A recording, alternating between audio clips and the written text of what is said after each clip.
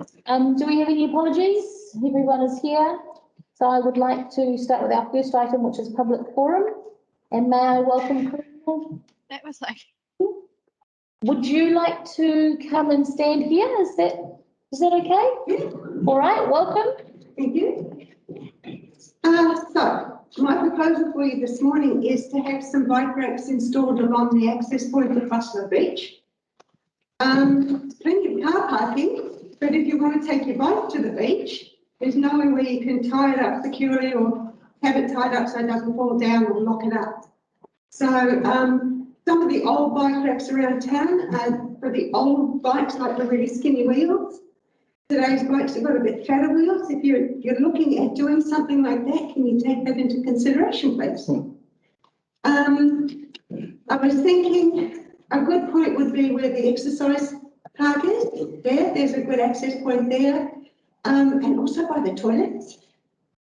If you're on your bike and you need to go, you've got nowhere where you can. These bikes apparently, if you leave them unattended, do have a habit of disappearing. So, yeah. And it's not really very well signposted, the bike and walking track along the beach. A lot of walkers, actually, I don't think have realised that it is a shared path. So could we have a little bit more signage there, please? Okay. And that was it for me today. Oh, no, simple and straightforward. Thank you. Thank you. All right. Thanks. Yeah. Pretty good bench project. Yeah, that'd be a great project. Thank you. Thank you. All right, people, I would like to invite Len Salt. I'm going to share our presentation you'll have. Thank you. I want to cheer so that people don't stand awkwardly, not that you're awkwardly, but it just feels like they're at the school principal's office. Thank you. But you can control. Sure, thank you.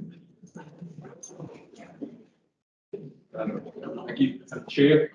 The real reason today for addressing you is to offer very sincere thanks for the community board's support for two things that we've been working on. One is the Mercury Bay Resource Recovery Centre.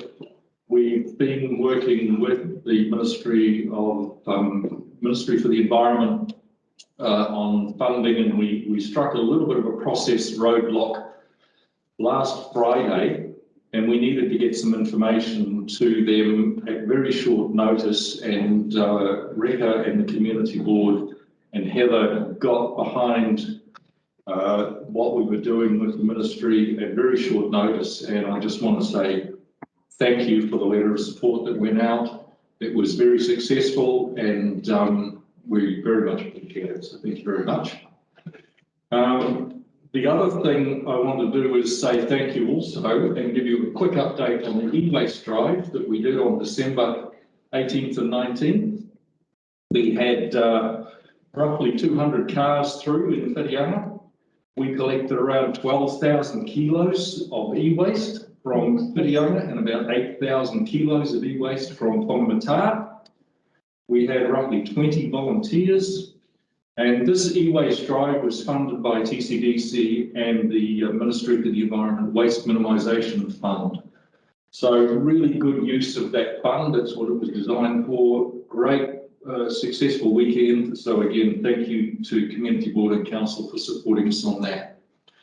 So that is early on in the drive, and we loaded an entire truck and trailer of e-waste, which was taken away for processing and recycling at the end of that.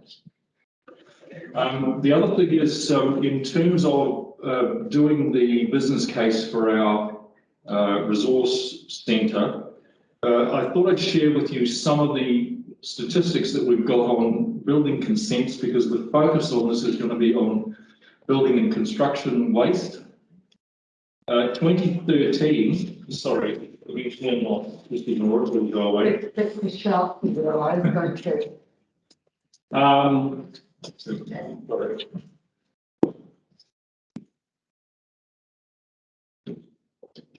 Building consents from 2013. This is from the East Waikato waste minimisation and management plan that was done with Thames Coromandel, Matarangi and Hauraki. 2013, the building consents were 200, or just under 200 for Thames Coromandel. This is the projections that we're looking at now. Mercury Bay alone has, over the last 5 years, averaged 434 building consents just in Mercury Bay. If we project at 1% growth, we're looking at over 500, 3% growth, 750, 5% growth, 1,000 building consents a year. Now, what that means is 4.5 tonnes of average building waste per new build, 4,340 tonnes over 5 years. That's with no growth whatsoever. 2 tonnes per site, 868 tonnes per annum, 18.7 tonnes per week, 3.75 tonnes per day is what we'll be processing through the resource centre. That means permanent jobs, and we're aiming for about 15 permanent jobs in Mercury Bay, processing this waste and keeping it out of landfill. So what we're building is really an asset for the entire community for the future. And the way that these resource centres have been proven to work around the country and in different parts of New Zealand is a very strong partnership between community board, council and community groups working together. And there's so many good examples of these working in Auckland and Raglan, and some of you I know have travelled to some of these sites and seen them. That's what we're working on, and we're very excited about that, and we're looking forward to making it happen. Thank you very much. Excellent. Thanks, Len. Thank you. We very much are looking forward to making it happen too. Really exciting stuff. Thank you. Was there anyone else for public forum? Anyone dialing in? That was like here. Sorry. Oh, I'm just representing the informer. Oh, okay. Yeah. All right. Thank you. Yeah, were they dialing in No, or? I don't, I spoke to them yesterday, I must be wires crossed, they weren't, they just went and got the correspondence on. Right, Okay. okay, Yeah, right, so we'll raise that correspondence and the next. All right, thank you. Okay, so can I have a mover and seconder for public forum, please? yeah. Jeremy, Delhi, thank you. All those in favour? Opposed? Carried. Any conflicts of interest? Yeah, just on a public excluded item at the end. Okay, all right, thank you. Got that. Perfect.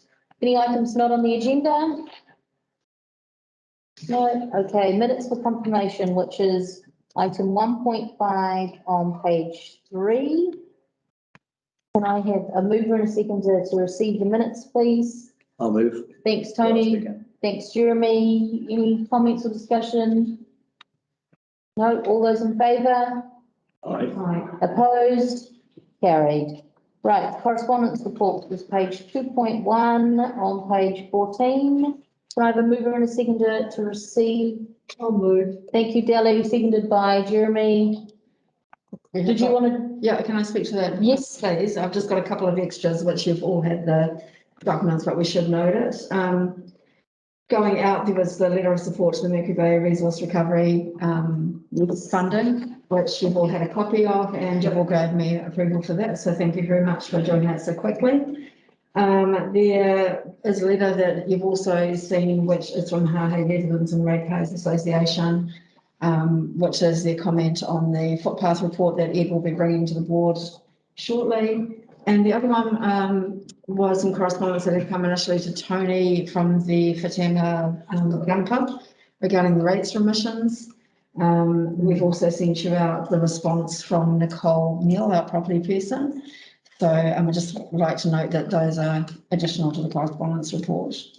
Thank you.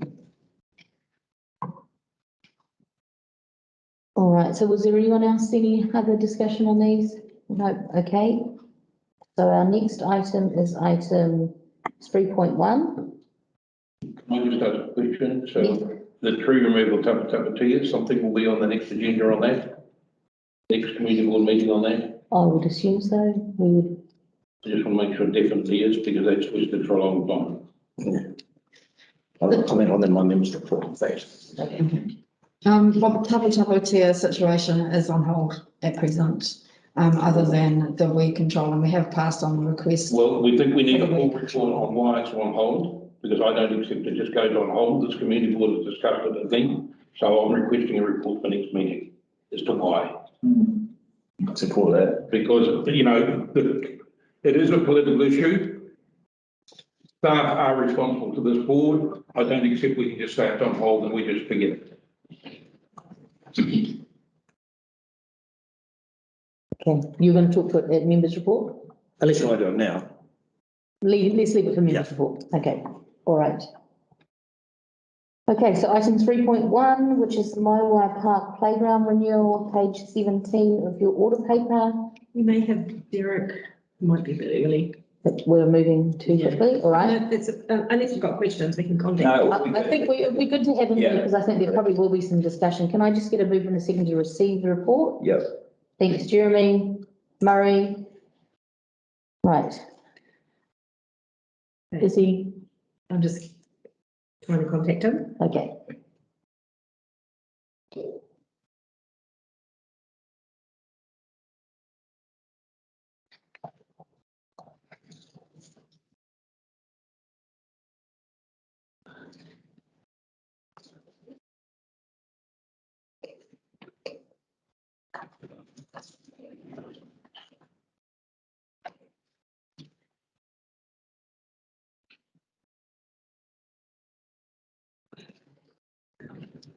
Last night, Sue is attending as well, so I'll just give her a head back there. Okay, well, should we perhaps, while we wait, go to item 4.1? Yes, which is the, I'm happy to move forward. yeah, proposed road name for the Whitianga Waterways development, stage 13, and that is on page 20. Moved by Murray, seconded by I'll second it. Tony. I think it's a beautiful name. Yeah. Right, all those in favour, please say aye. Aye. Opposed, carried. Okay, so that's Too easy. too easy. I'm just trying to skip forward to see what else we might be able to do. Got anything for football? Ed's here for the voting in Footpaths room. I didn't see you there, Ed. Hello. Hello? So let's move on to item 4.2 then. Do you want to come and join us? Is there a chair there? There will be. There will be, okay. Page. Sorry, page 23, item 4.2, Thank you. the 2021-22 roading and footpath program. Fantastic. Right, so may I have a mover and second to receive the report, please? Thank you, seconded by Bill. Hello. Good morning. Apologies for being slightly late. A little bit of traffic on State Highway. The report here is the board basically to consider three different options that we've identified for footpath funding. One is to undertake works in support of what goes currently on State Highway 25.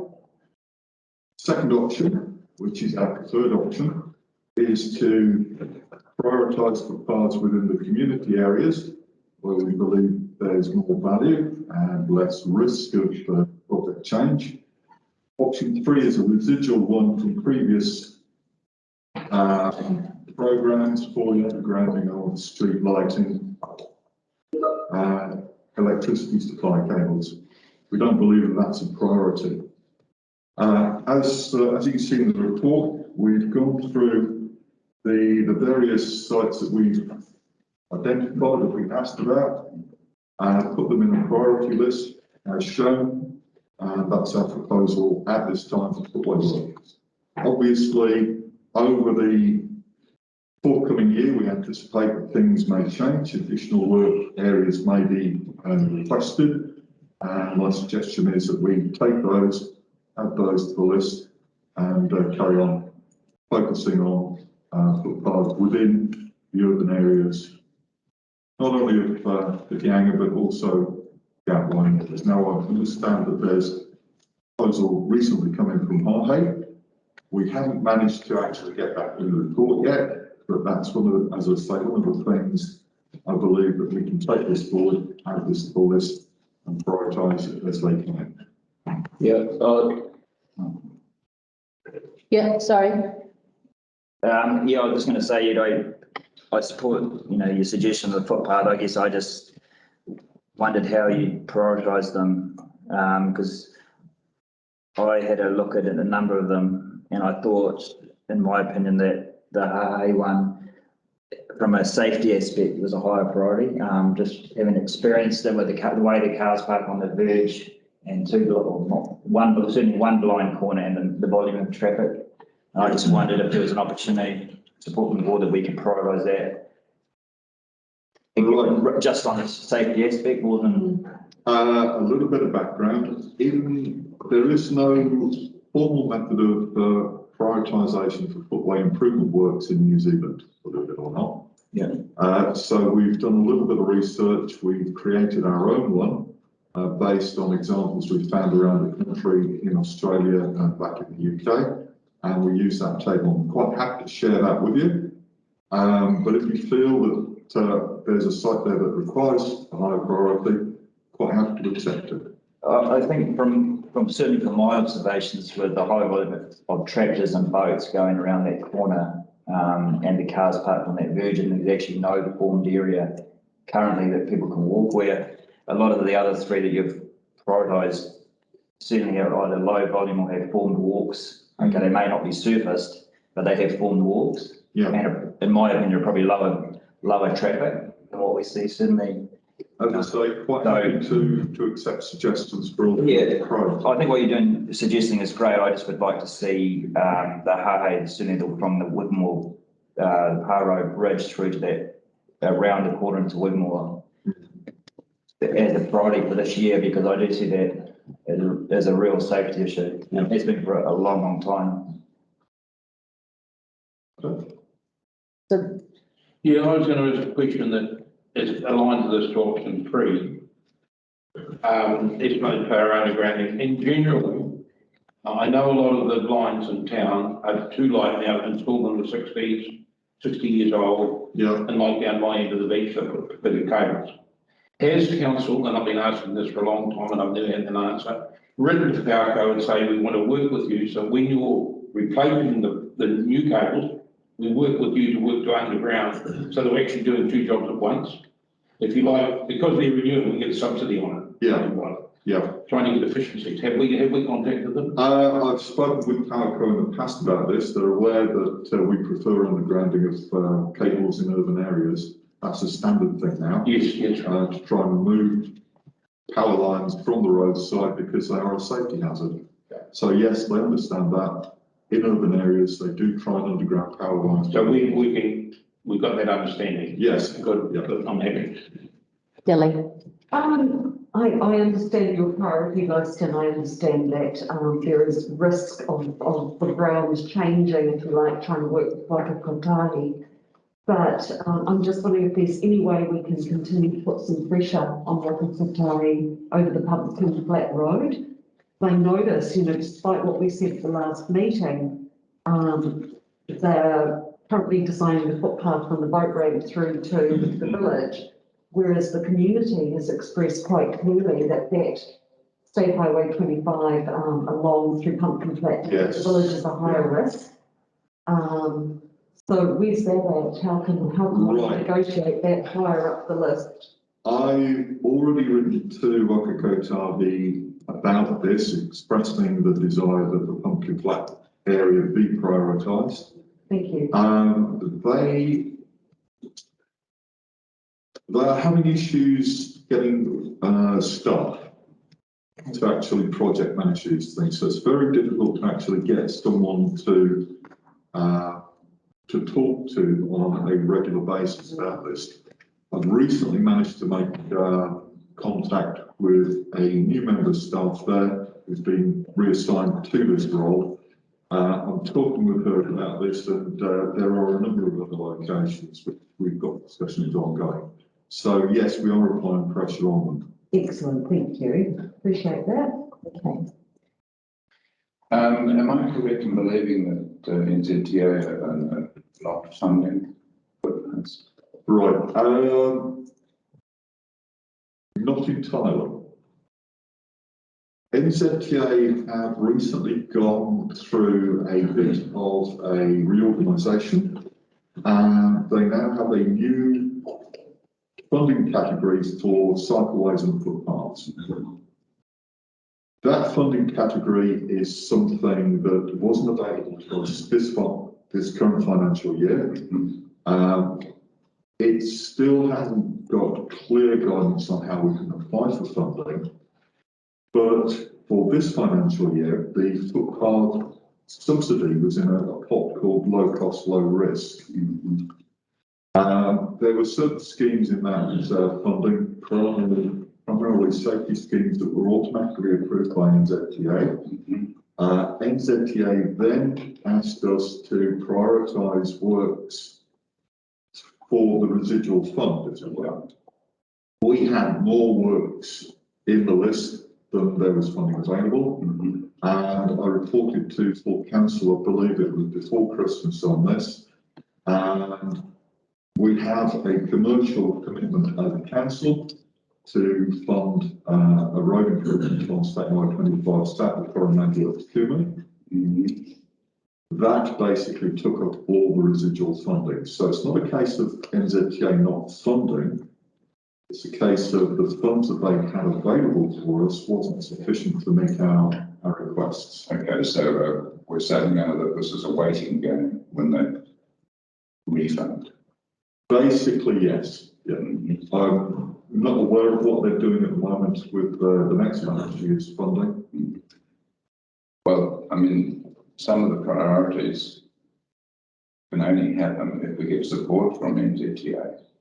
I would agree with that, yes. Right, so this makes it very difficult for us to support some of these things out of our pocket alone. Yeah, I would agree. So what can we do to get a little bit more information on this so that our planning for the future is reliable? At the moment, I'm having monthly meetings with their what they call their asset integration team, who are basically in charge of the partnership. They themselves, on a regional basis, aren't fully aware of what is going on a national basis. So it's very much a case we have to wait until national offices and NZTA comes through. What I would say is that NZTA obviously have a limited fund across the entire country. And I'm aware that on a regional basis, the recent cyclone, although it missed us, it's hit other areas very hard. Yeah. And that any improvements or repairs will have to be funded out of that pot. Yeah. All I'm concerned about is that it's going to be very difficult for us to commit to a project in the absence of support funding. I would agree with you, yes. Yeah. So I've got Tony, Delhi, and then Murray. Okay, cool.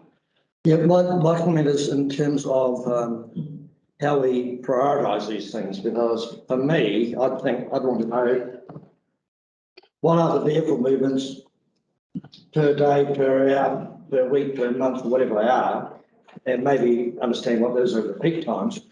And what are those pedestrian movements? Because if you said to me, getting from Meadow Drive to Cobb Drive, that's really, if I understand that one right, that's because at the moment they walk basically across a paddock, one another word, and when it's fine, that's good. When it's wet, it's not so good.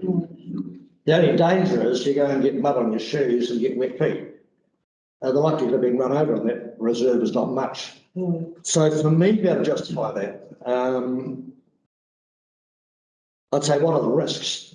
And to be able to identify the risk, we have to actually know what is there. There's a bit of other stuff to understand is, you know, how wide is the road? How wide is the berm? How many people actually go there? Because, and because some of these dynamics have changed, we take it hard. So when that was developed, they didn't want footpaths, not at any cost. And so all the planning went ahead with no footpaths because they like the open green berms.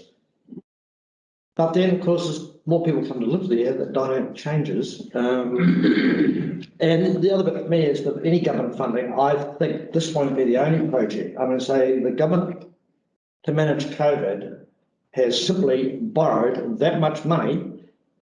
There are numerous projects which simply are either not going to happen or they'll be slowed up because the emphasis is spending their money on evidence-based decisions, and that is state highways, high volumes, and that's where the money is. And we know what's happening with transmission going is one thing. I'd say to put the money into that to fix that, something else has to go. So I think it's a pretty reasonable thing when people ask us to say, well, you know, we're doing our best, but sure, the ratepayer paying for a lot. If we've got a government, if we've got an EPTA subsidy, they're going to have other priorities unless we can come up and say, you know, getting someone across a wet paddock to me is not a priority versus someone at Wigmore likely to get cleaned up as, you know, mum and dad and a couple of young kiddies, the one on a bike, working their way around it. So it's just my comment. This is more for staff. I'm looking at like the Harbour Lights to Discovery Drive at Wharikaho and Lea Road to Whitianga, a place where there is a high risk of people getting knocked over by traffic exceeding the speed limit. Those interested groups, will someone contact them and actually report that Waka Kotahi is aware, blah, blah, blah, they support it, but they're not prioritising it? Yes, I'm sure, you know, we can get Did you someone. actually- Yeah. Sorry, I was just reading Heather's note, yeah. Yeah. Yeah, So, but that would make absolute because sense that these communities understand that it's not So- that we are not choosing to progress. Somebody needs to communicate to them, like I'll be talking to Brent Page about Koetunu, I'll have a chat with him. But somebody needs to communicate to Wharikaho, because every day, living at Wharikaho, I see people wandering along with their towel and their boogie board and they've got nowhere to go. It's possibly one of the most dangerous locations in the area. I just want to get this very clear, if I may, for people watching. 2022-23, we've got approximately 80K as our budget. Yes. We are not getting NZTA subsidy. No. We look at, and I just want to mention State Highway 25 because this has been going on for a long time, where the costing is about 450K. And this has to be done, in my opinion, in conjunction with all the works that are going to require sewerage and water. It cannot be done in isolation. So I believe that if Kotunu, if people overlook it there and say, why aren't we prioritising this year? A, we've only got very limited funding of 80K. B, we've tied up with the three waters and sewer and water and all that stuff. So while we do consider it a high priority of this board, and sorry if I'm doing my phone's ringing in my ears, if we do prioritise at this board, we are not actually in a financial position to do anything. I just want to make the public very clear that we are totally bound up. That's right. So don't go and shoot the messenger, what I'm saying is. So very supportive, but we don't We have the totally resources. support the project, but 80K actually ties our hands behind our back. So, And we've got to remember the next 3 years, we've actually, because of what the government has done, we've halved our footpath budget, and our roading budget, correct me if I'm wrong, is actually 2/3 of what we predicted in long-term plan because our subsidy has been reduced. That's correct. so just so you were all aware, September. in September, we as a board resolved to give $15,000 to this Meadow Drive. So that is, that's coming from the parks, parks budget. Yeah. So we've committed to that first. But we need to find another 18,000 to complete the project. It's now 31,000 to complete. Yeah, so we've So already we've got to committed some funds, so. Yeah, I guess what I'm saying though is that, are we willing to put another 18,000 into a project now that is costing 30,000? Even though we've already committed 15. So I think it needs, for me, that needs to be reprioritised. I just had a question for Ed is, let's say we went with option 2. What, you're talking 2020, 21, 22, obviously July. Yes, What projects can you deliver in that? Could you deliver Wigmore? we can deliver projects in that time, yes. Footpath work is not one that is essentially a winter embargo job, so it's not totally weather dependent.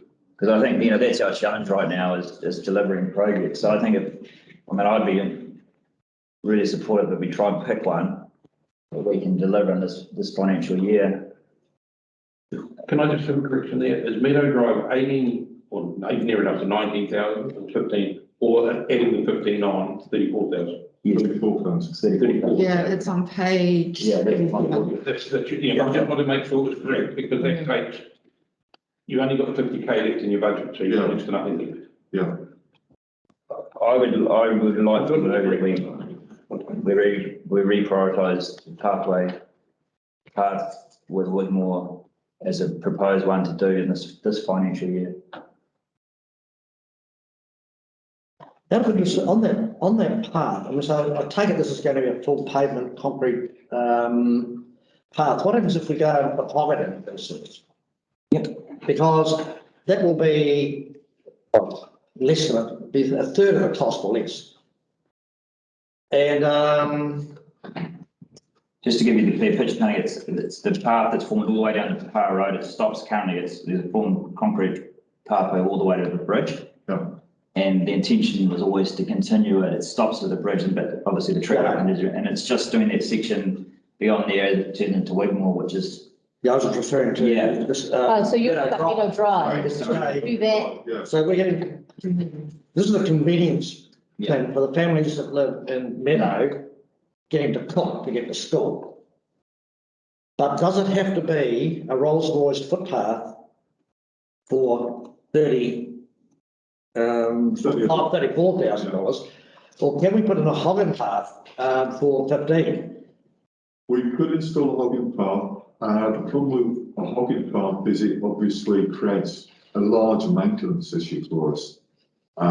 It's one of these things where it's a similar situation with an unsealed road and a sealed road. A sealed road is better to use. Unsealed road will require frequent maintenance for potholing, and the same with hogging path. Yeah, but I just looked at one around the waterfront, like, well, from, basically really from the pub to Murray's place. I would say there's very little, but now, like every down there, there's some voluntary groups going up a few weeks out and they spray it. And yeah, there's sometimes things happen and they have to go and put a bit of boxing in and chuck another, load of hobbit in. But to me, that's been there now for a considerable amount of time. And there's a lot of people here that are on it every day of their life. Yeah. And so the maintenance on it to me isn't that much.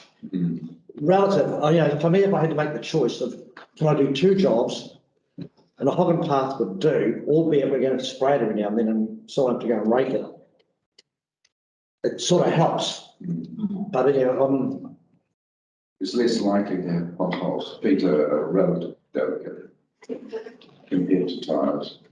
Definitely. Yeah. Yeah, but the kids will bike on it, buggies will go on it, That's little right. things going down to the beach. Right, so we need to figure out how we want to progress this. I'm really concerned that, Drive, we've made a commitment. And I think we're going to end up with a lot of egg on our face if we reverse from that commitment. Oh, that's exactly what I was going to say. And so, I agree with Jeremy, that you see the priority too, which is not on our list.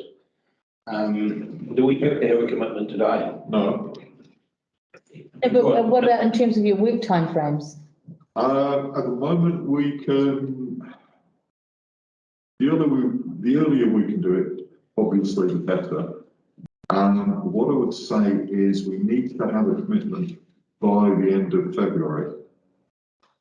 So the next week to 2 weeks. Okay. Because we're going to debate, The work. while I was asking, we're going to look at Jeremy's proposition with no costing. No, there is costing in there. Well, Yeah, Wigmore. Yeah, there is 76,000. 76,000. So that would take up the 2021-22 budget. Yeah. I think we do what portion we can, and I think we committed to Meadow Drive, sorry. Yeah, so we could pass this resolution and support Meadow Drive. Yeah, it's in the balance on Wigmore.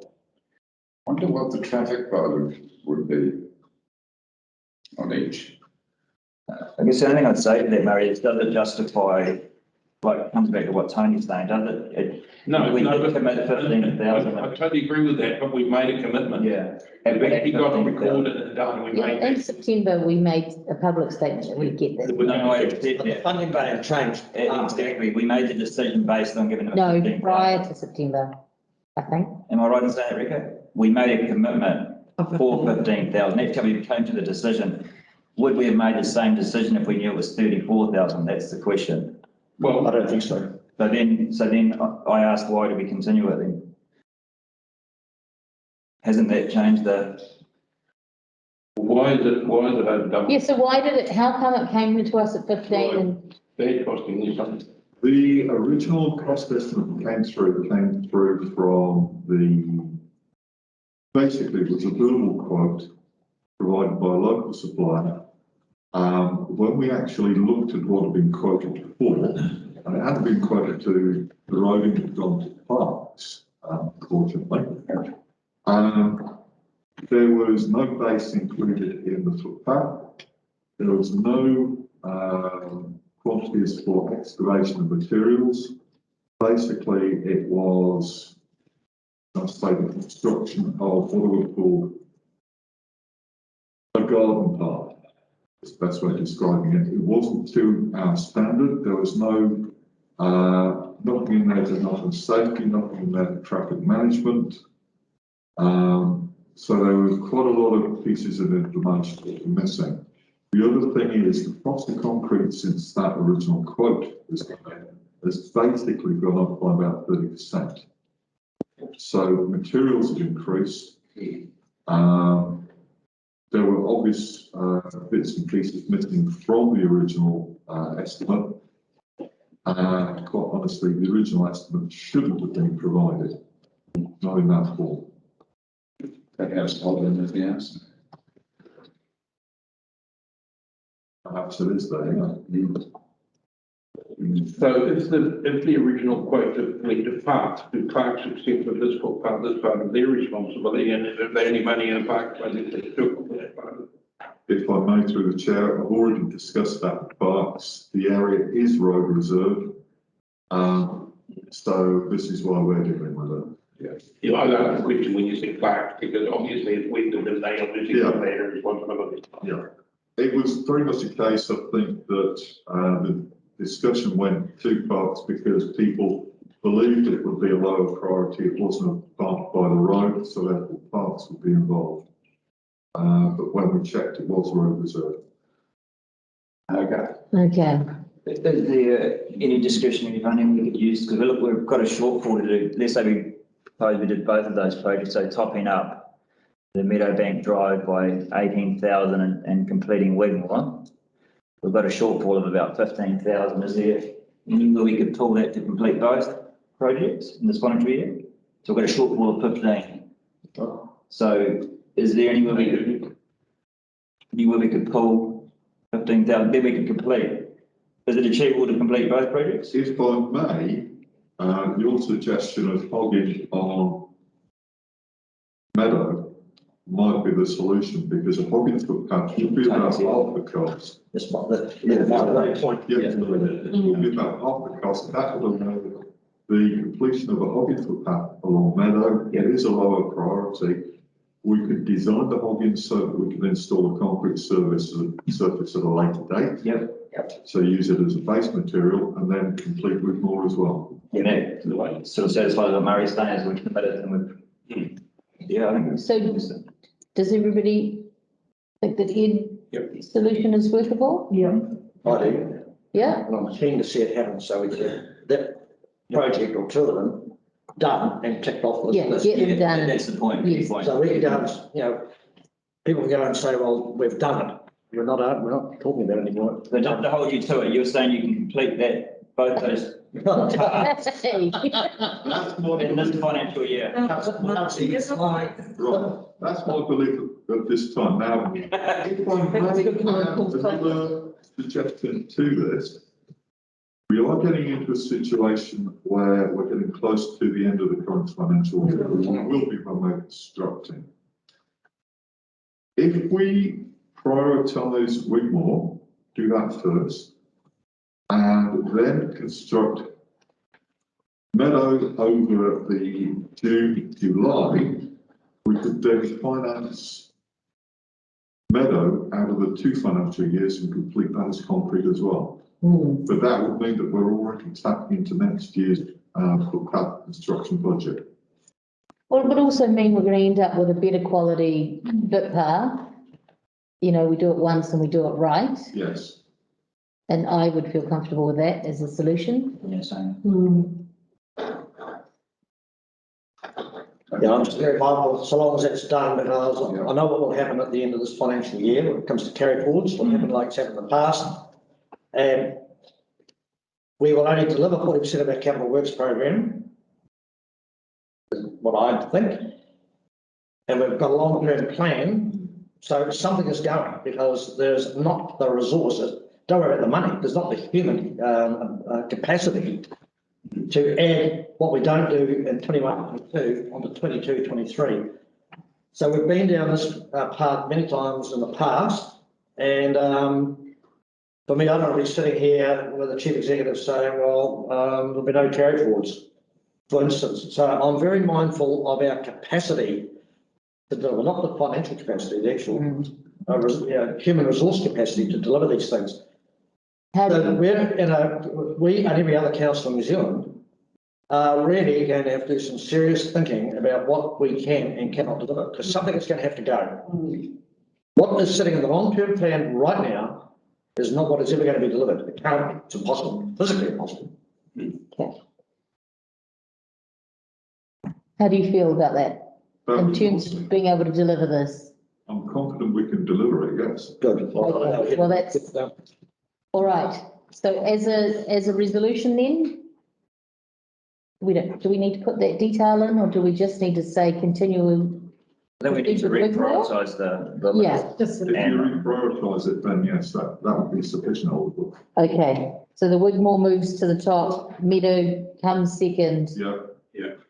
And everything else moves down. You got that? Okay, so did we have a mover and a seconder? We did that? Yes. We did? All those in favour? Aye. Opposed? Carried. Thank you. Nice, thank you. Thank you. Are you going to the Hamilton on Monday? If we want to go back. You going to Hamilton on Monday for the regional transport? I'm going. And we've got Derek. I'm going in person, but I was going to go. Are you going to be around for the rest of the day, or you're leaving It's too? not planned. It is your plan, okay. Thank you, I might catch up with you later. He's got a surfboard on the thing of his back. So we're now going to go back to item 3.1, which is on page 17. I understand we have Sue and maybe Derek? Correct. Oh, Good morning, board. Morning, Derek. Good morning. Good morning. Hi, how is everybody? Everybody very well, thank you. Good. Apologies, I'm working from a different desk, so no camera for me. That's why I've had the technical challenges this morning. So how do you want to play this? Shall you take the paper as read, or do you want a brief description? Brief rundown. Yeah, a brief rundown would be good, thank you. My memory. Okay, thank you very much. So the background to the paper is last year we were talking to the board about various parcels of land throughout the community for a different reason, and the suggestion came back from the board that perhaps we wanted to talk about the location of the renewal of the Moewai Park playground, whether or not that should be renewed in situ or potentially at the Mercury Bay Sports Park. I just want to pay credit to Sue, who's online at the moment. So she's done a lot of work behind this in the background. She undertook a survey with the local community and the user groups of the sports park. We never got, unfortunately, a good response back from that survey, over 100 submission forms sent out. However, during the course of that survey, the local community generated their own survey where they did get quite a response back.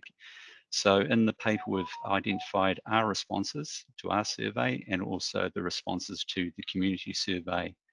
Our recommendation is to renew the playground in situ at the existing location rather than undertake a shift to the sports park. And that's the basic synopsis of the paper board.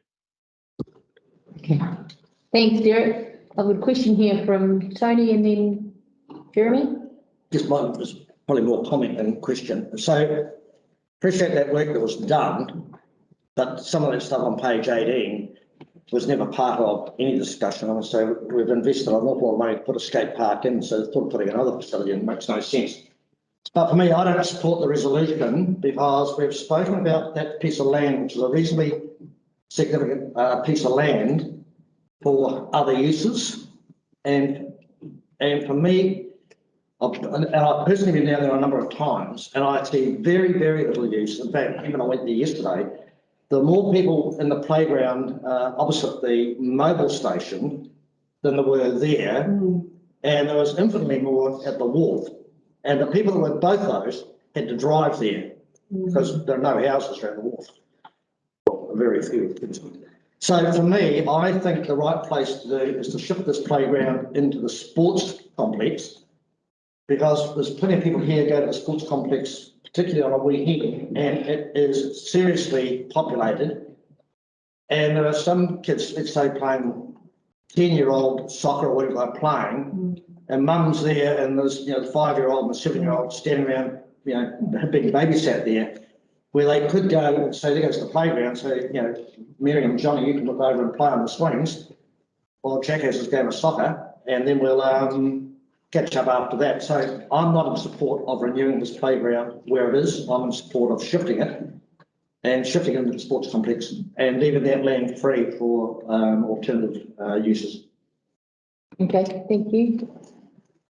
Jeremy, did you want to? Yeah, I'll just follow on from Tony said. I actually went out and had a look at it yesterday actually with Tony. So for me, the proximity to the sports park, I'm very much in the same camp with Tony, as I agree it should be relocated to the sports park.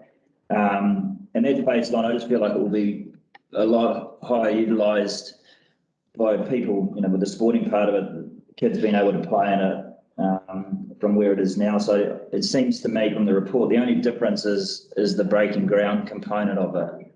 So I'm very much, I don't know if we have any costs on that, but I think it's worth the investment to move it to the sports park for the long-term gain. Okay. And also it's more visible, Yes. it's more, the children from that area can still get to the sports park. Like, it's not a big shift for them to walk another 100, 200 metres.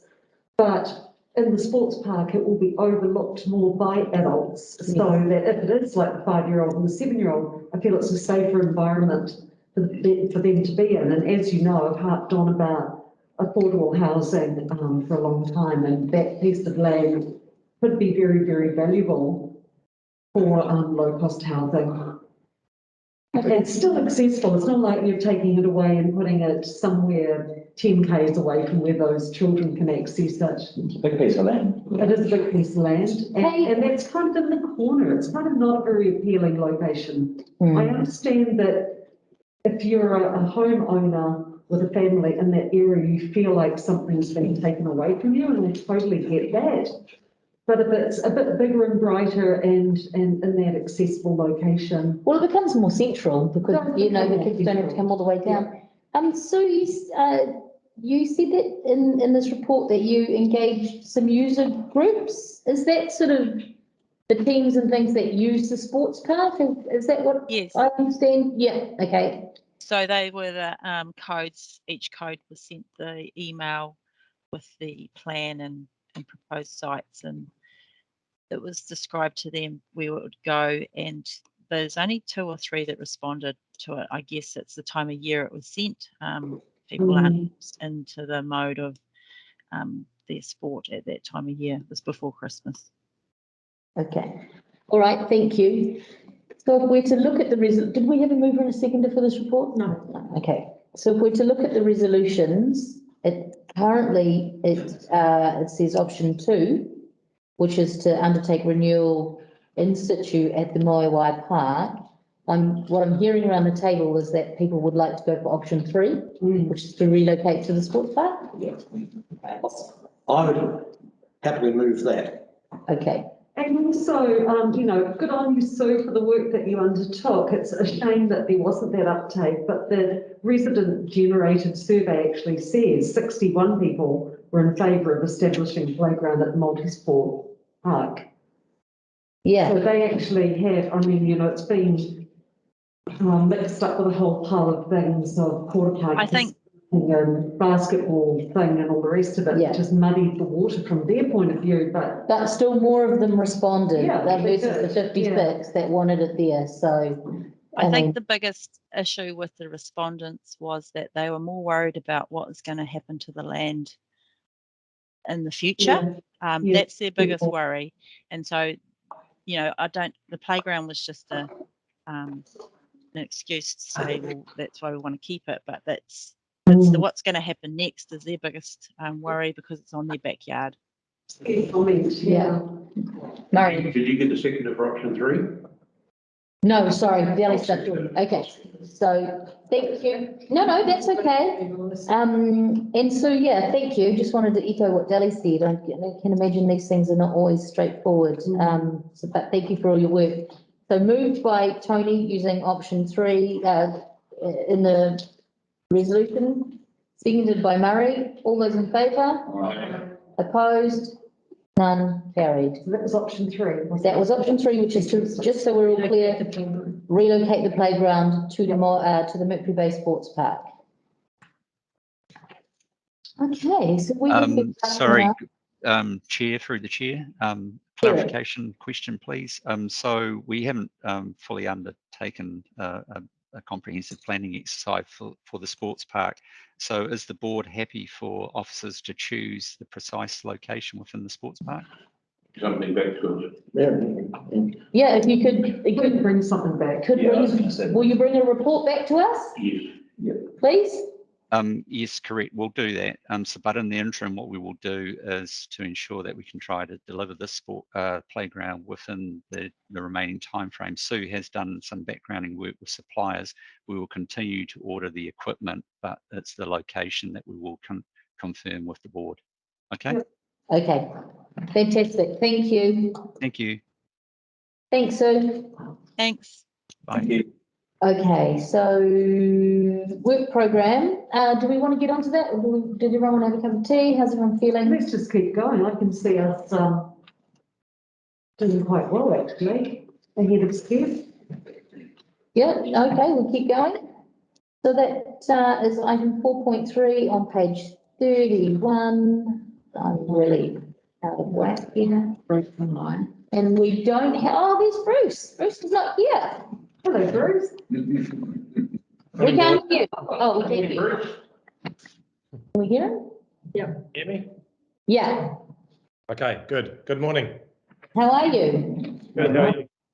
We're good, thank you. Right, so happy to take the report as read and answer any questions. Obviously, a few delays are really kicking in now. There's a lot of stuff we've got already got in place, ready to happen. So we've still got a lot of green on the work program. But yeah, it has been a challenge, as everyone's aware, with the supply chain disruptions. So yeah, to answer your questions. Okay, does anyone want to kick off? Sure. Okay. Bruce, you're a block. Some of us have got long memories of the previous development that's undertaken by hoppers. Yep. And some of the stories that were told. And I'd like to request that we get project on a page, just one pager. Yep. At each community board meeting that brings us up to speed. We've got it in black and white because we were bitten and burned very badly. Some of us still remember it. So rather than that, let's keep us all informed. Just a single page, and not a big written report. Yep, Project on a page. Just bullet points, eh? And you know, I think would save a lot of problem from both sides. Yep, good idea. No problem at all doing that. Awesome. Excellent. 6 weeks, isn't it? Yeah, so that'll come at our board meetings. Yeah. Was there anything else, Murray? I've got another topic. Okay, go. Okay, the second one is Whitianga Esplanade reclamation. Oh, yes, me too. Now, I am really concerned that after this election, this will drop off. And I'm really concerned that at the moment, we're doing nothing.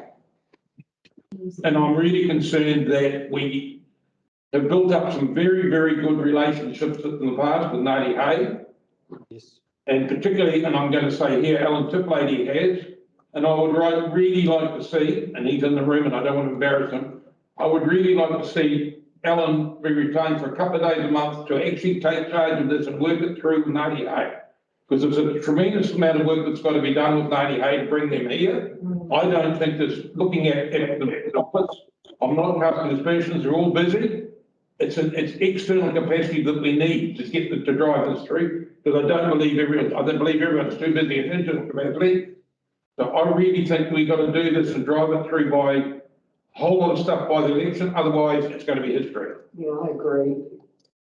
Yeah, okay, we'll leave it with us. I need to have some discussions here on my side. Andrew Bowden is moving it forward, so he has had meetings with a consultant on it. But yeah, I hear what you're saying, Murray, and you leave it with us to make some have some discussions, and then we can make a decision about whether we pull Alan into it or not.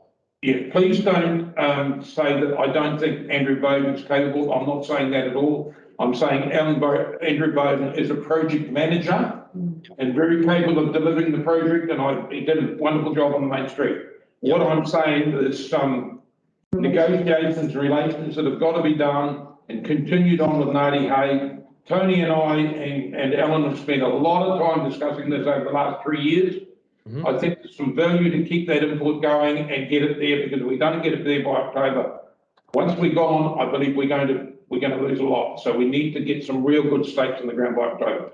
Yeah, no, I understand what you're talking about. Different skill sets. Andrew Bowden is very busy. We with the CapEx, but leave it with us, and we'll have some discussions and make some decisions. Thanks, Bruce. Did you, sorry? I was just going to add to what Murray said. And again, I think this is another one of those projects where at each meeting there's a one-pager which gives where are we at. Yeah. So that'll tell us who have we spoken to, what are the responses, what are the roadblocks, what are we going to do to get past them. And again, it's not a 20-page report, it's one page with some bullet points, so that we know this thing's on track. As Murray's rightly said, between some of us, there's been an awful lot of work going on in the background, and this will hinge on Ngāti Hei. That's not something we're going to deliver on our own. So I just ask, this is just one of those other projects that every time I come to this meeting, I've got an update, and I know that we are progressing it. Yeah, just through the chair, once Alan has completed his work at Matarangi, he is doing a briefing document for myself, reps, and probably other members of the ELT, and that will give us the direction we need to make decisions going forward. So it is underway, but we didn't want to load Alan up while he's got Matarangi on him. So that's the progress at the moment. Can I just add to that, please, Bruce?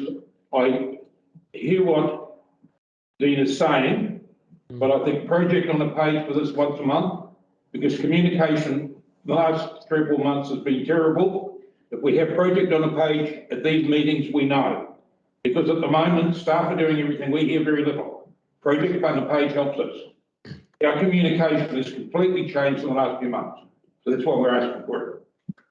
Yeah, I understand what you're saying. I wouldn't want us to be doing too many updates on a page for too many projects, but I think for the 2 projects that you've referred to, I think they warrant that level of communication and reporting to the board. So I'm comfortable with those 2 that we do that every board meeting. That's no problem. Thank you, Bruce. Thanks, Bruce. So Bruce, when we go to the Whitianga Esplanade reclamation, it talks about the board is, there's a presentation expected to be delivered to the board in February 2022. Yeah, so I think so again, apologies, that should be 30th of March. So that was, people got a little bit excited and a little bit and put down February, and then they couldn't make that. So, and obviously these work programs are done a couple of weeks ago as well. So things have moved slightly since then. So apologies on that. Yeah. Okay, thank you. Sorry, we've just had all the public have now left the room. Sorry, so that's why everyone's taking their masks off. Okay. Very relieved. Okay. All right. Sorry. Okay. So 30th of March. Thank you. Did anyone else have anything else for the work program? Yeah. Bruce, just following up, I think we talked about this a couple of meetings ago, but just regarding Three Waters and where we are as a council with pushing on use Hahe as an example, the water system and sewage system there. Yeah. What's happening in there? Can you able to update us in that sort of space? What are we progressing at full speed as we were planning, or have we sort of intentionally slowed up? No, so we haven't intentionally slowed anything, so we are still moving at full speed with those. Hahe, regarding the water treatment plant, there's a lot of work going on at the moment, looking at, there's an option for a couple of different sites, having it down where we're sited at the moment, down on the flats versus up on a hill, and that's all around ground conditions. It looks like we're leaning more towards staying on the flat. It just going to mean some big foundations. So everything's still moving forwards on that one. They're obviously working on our big drinking water standards project at Whangamata at the moment. But the next sites that'll be worked on is Onimana, Matarangi and Hahe. So those are the sites that they're moving on to. And like I say, the site investigation stuff has been quite rigorous and quite involved. So yeah, things are still moving in that space. Okay, thank you. All right. Can I ask one more question? Yes, yeah. Whitianga transfer station. I'm going to add a third to my project on the page. Can we also have a 6-weekly update there? Just a one-pager? Yeah. Please, because we're getting conflicting stuff. Yeah. And we want to know just exactly where it is. You know, we were promised by the chief executive September. We know that's not going to happen, but we do want to know project on the page. You know, has the steel's been ordered? You know, contractor's been appointed. You know, and if we've got steel's been ordered on this date and we know there's a 3-month delay, at least we can go to the public and say there's a 3-month delay. Don't treat the messenger. Don't treat the staff. There's a 3-month delay because of a genuine reason. Yeah. Because that's what we're going to experience. So we're trying to work with you on this to get the messages out properly. So we can have the same thing. Please. Yeah, no, that's fine. That's no problem. We're already doing that internally. So we've obviously got a lot of resource and additional process and resource on that project specifically to make sure we deliver it this year. So that's fine. We can easily do that. We're already doing it internally. Thank you. So I wanted to bring up the waste transfer station as well. Where are we in terms of like moving to consent and things like that? So we just did a rehab for the program. So the consenting is going to happen all through March, which I can't remember exactly. We talked about at the last council workshop, but it's consistent with that, I believe. We're busy over March. We've already started. There's a meeting next week with a contractor talking about it and working through the tendering process as far as getting a contractor on board. So yeah, everything's moving forwards on that. I'm comfortable. We've got an updated program which I can share with you guys. Right. So see where we're at. Yeah, so that's all fine. So in our work program here, we talk about Moewai Road, a right turning bay to be tendered. Would we not consider turning that intersection into a roundabout? Ed? Isn't that state highway? Yeah. Yeah, so that's not. Say, Yeah, I don't believe that's talking about the intersection. oh, it's not. Oh, you mean just outside of the waste transfer station? Correct. That's Moewai. Okay, sorry. Yeah. I was thinking turning into Moewai Road. Yeah. Well, it's got to happen sooner rather than later. Yeah. Yeah. Okay, sorry. No, now I know what you're talking about. Yeah. Right. Anything else anyone else for the work program? Yeah, so just on the waste, I flicked an article, I think it might have been the Valley Profile, Bruce, that article I flicked to you about food waste collection. Yes.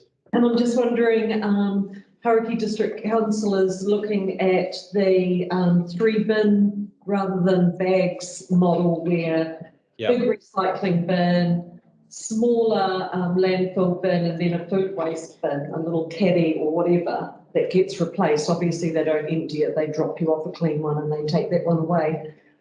So are you still on track, Bruce, to bring us a report in March sometime? Yeah, so what's happening with that is that we're going out for a special consultation with our community in March around organics and food waste. So looking at what are the options. So there's really 3 options, which is do none, which is what we're doing at the moment around it. do organics, like food waste collection, and the third is a combined food waste and green waste. So those are the three options that are going to go out for consultation in March, and then that'll help inform. We'll get the answers back. That'll come back to council, and that'll help inform what we're going to do for the contract.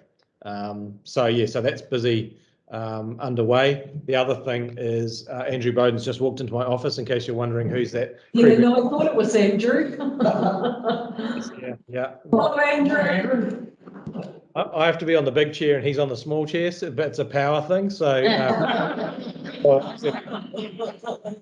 in case you... The average age of the people at this meeting's just doubled. Lost my train of thought. I think I was talking about, so that's the organics. So that'll inform where we're going. And we think we're heading down that path because the government are pushing hard in that direction around food waste, obviously. Everyone's aware. The other thing is on the bins. We will move to bins in the next form of contract. The only thing we'll consult on, and we'll do this in a future annual plan, is around the charging structure for how we charge for the bins, like the use of, do you charge every week, every time it gets picked up, or do you just charge a flat rate for the bin? Because obviously at the moment people are paying for a bag. So if you put out 10 bags, you've got to pay for 10 bags versus one bag. So we've just got to work through that. So that would be the part that would be consulted on. So but we will be moving to bins as part of that contract. That's a given.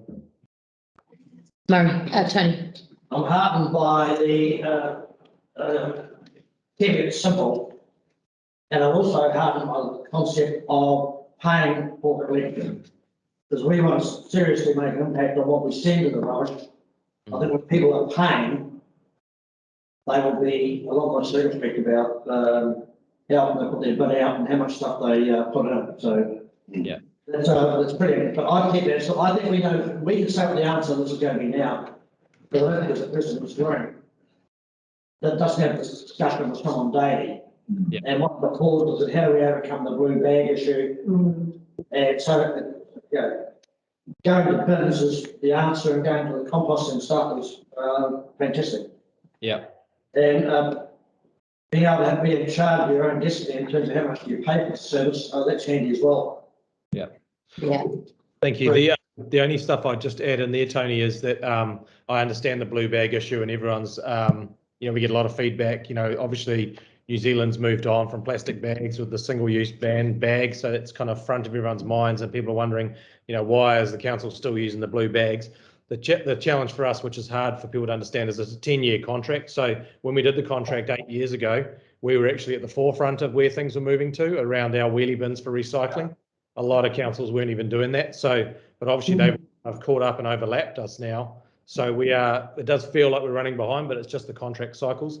The only other I'd add in about the charging is there's pros and cons to charging per lift, and particularly in a district like ours where we have a high number of non-residents. So it's not quite as straightforward as if you're in Hamilton, where it's much more straightforward. A high number of, obviously, majority of people are living in their houses every week of the year. So for us, there's a few more challenges, but that's fine. We just need to work through that. Like I say, it'll go through a consultation. Can we have some? Oh, sorry. Bruce, I was just going to say, obviously, we do end up going in the bin option. When would that come on stream based on the current contract? So it'll be September next year. Okay. Yeah, because I think it's a clear message. Because like Tony said, this is a daily thing we deal with. So I think I know we are trying to get that message out, but anything we can do to help. Hey, just quickly, there's not a rubbish compactor at Dalmany Corner, is there? No, not that I know of. Could we put one there to help all of our friends from the Mercury Bay South when they leave? There's a rubbish contractor on their way out of town, so they don't have compactor. So we looked quite hard at that site before Christmas. We couldn't make it happen on the road heading south. There's not enough space there, and we don't want to create a traffic issue on the state highway. We did then look at whether we could have done something on the school side. Obviously, the school wasn't in, but that was an issue there. The school were doing work on their their sealed area and stuff and painting. So we couldn't make that happen. longer term, they probably don't want a compactor sitting there, stinking out their area. Parents are dropping kids off and stuff. So yeah, so it's a challenge, but it like from a location perspective, you're right, Rika, it would be kind of ideal. So yeah, so it's something to keep thinking about. That's the thing. Pressure's kind of off slightly. It's the area where all the metal's stacked up. Because we're not talking about 50 cars all pulling out in the next 5 minutes to empty out their rubbish bags. We're talking about random, you know, one on a Sunday as people go home, or whenever they're going home.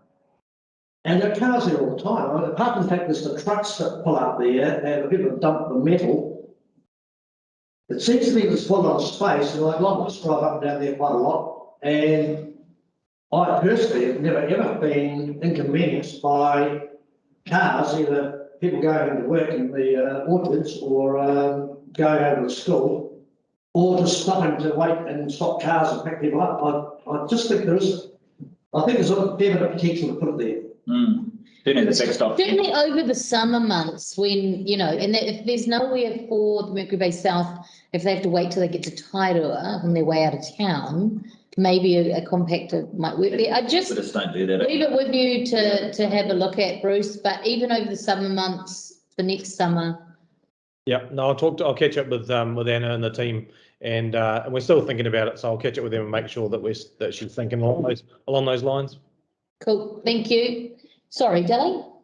Yes, it went all the way around. Now it's back to you. Lucy, can we have some comms on the good news stories around the fact that council is looking at things, that we are looking at food waste, because we get so many brickbats and not very many bouquets. And I think that would be nice in conjunction with the other good news about e-waste and all the rest of it, that the council actually blows its own horn and says, hey, the consultation's coming up. Have a look at what's going into your waste at the moment. You know, do a little bit of an audit on your household. How would this work for you? So they've got a heads up, but it's also a good news story. Great. Yeah, that's a good point. Yeah, make sure my team's talking with Lorna and her team, and I know that we're getting a lot more information out in the Friday Councillors Weekly updates between my team and Lorna's team. So I think that's we're definitely taking a step forward there, and I think picking up on what you're saying, we can do the same around more comms. I see Lorna's got her hand up as well. She might want to add something in. Yeah, please. Sorry, hi, just unmuted myself.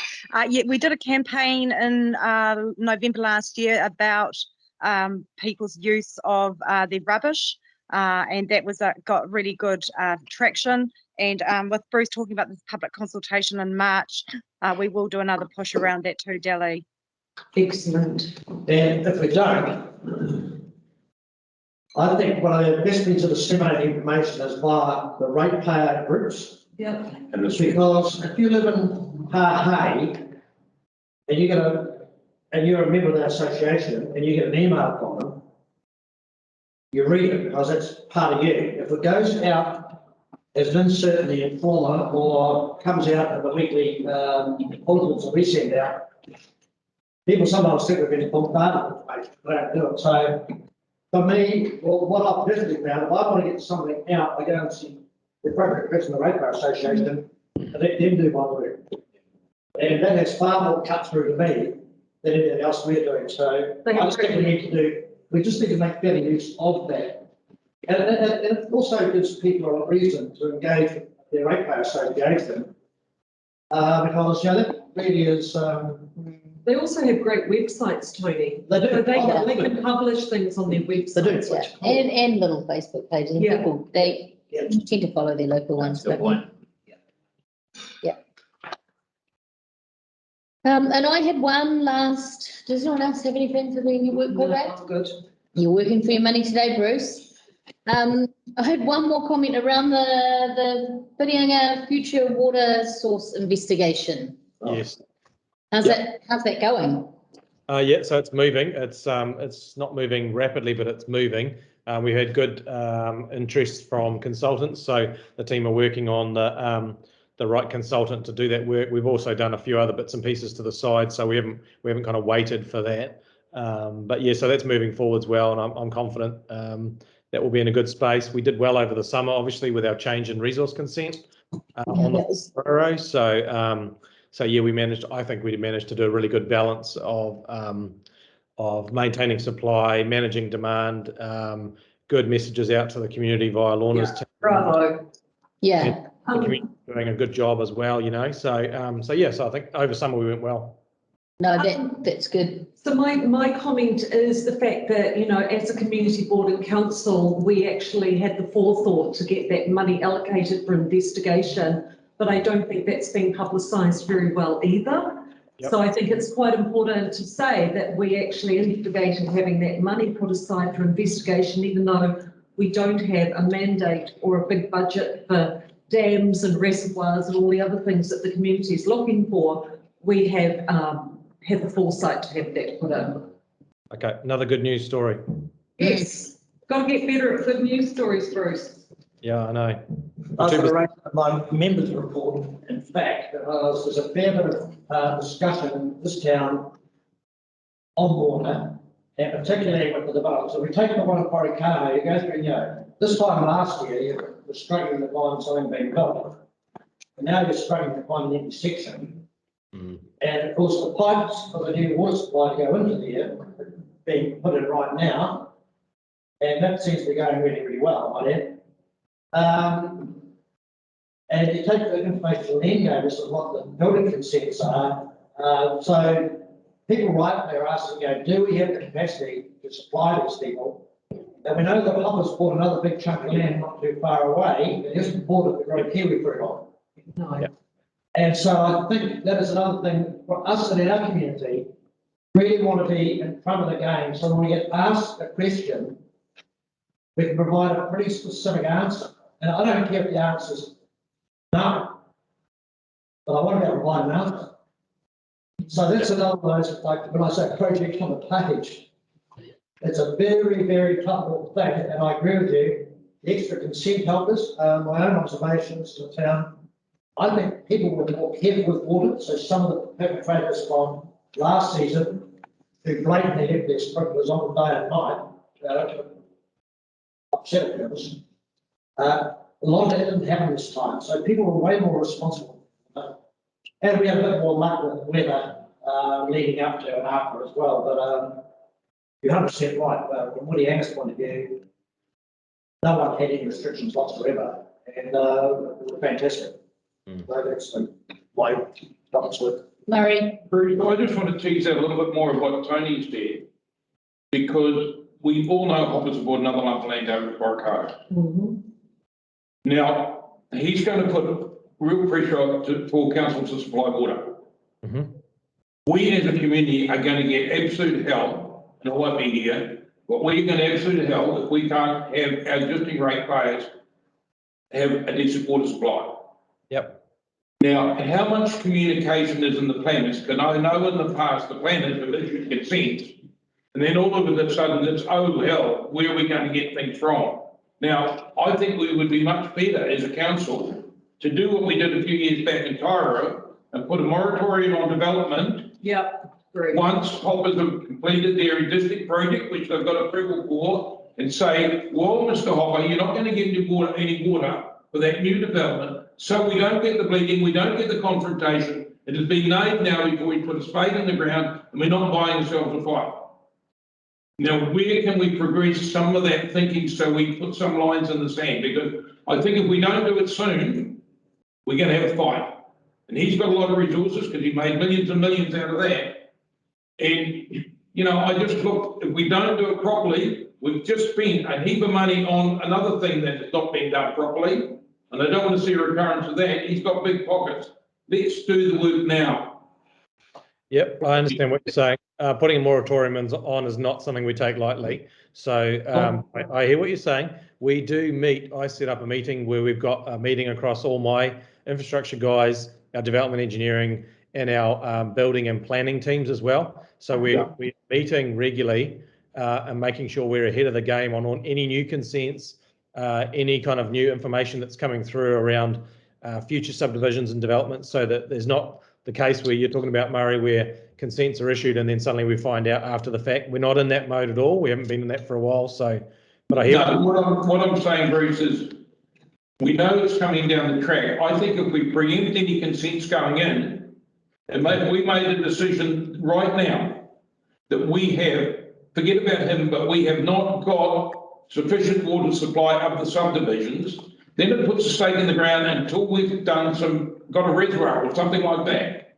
Yeah. It gives our ratepayers some security.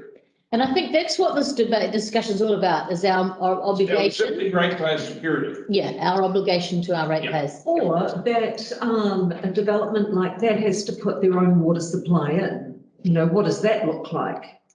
Do they have to put reservoirs in to supply their subdivision? Well, I wouldn't support that because we've had a number of those private schemes go in, and when they fail, the last man stands council. So they need to be council driven and not privately driven, because you are buying a big problem down the track, and we have inherited a number that we know about that are more trouble than others. Mr. Hoppert, and I need mentioning him, told us himself that he would be prepared to go and put a dam in. Yep. Now, it might be what he has to do to add some water to the council supply to get reticulation. I don't know, but he said he would put a dam in. Correct. It's part of that work that we're doing. The investigation work will help us on that path.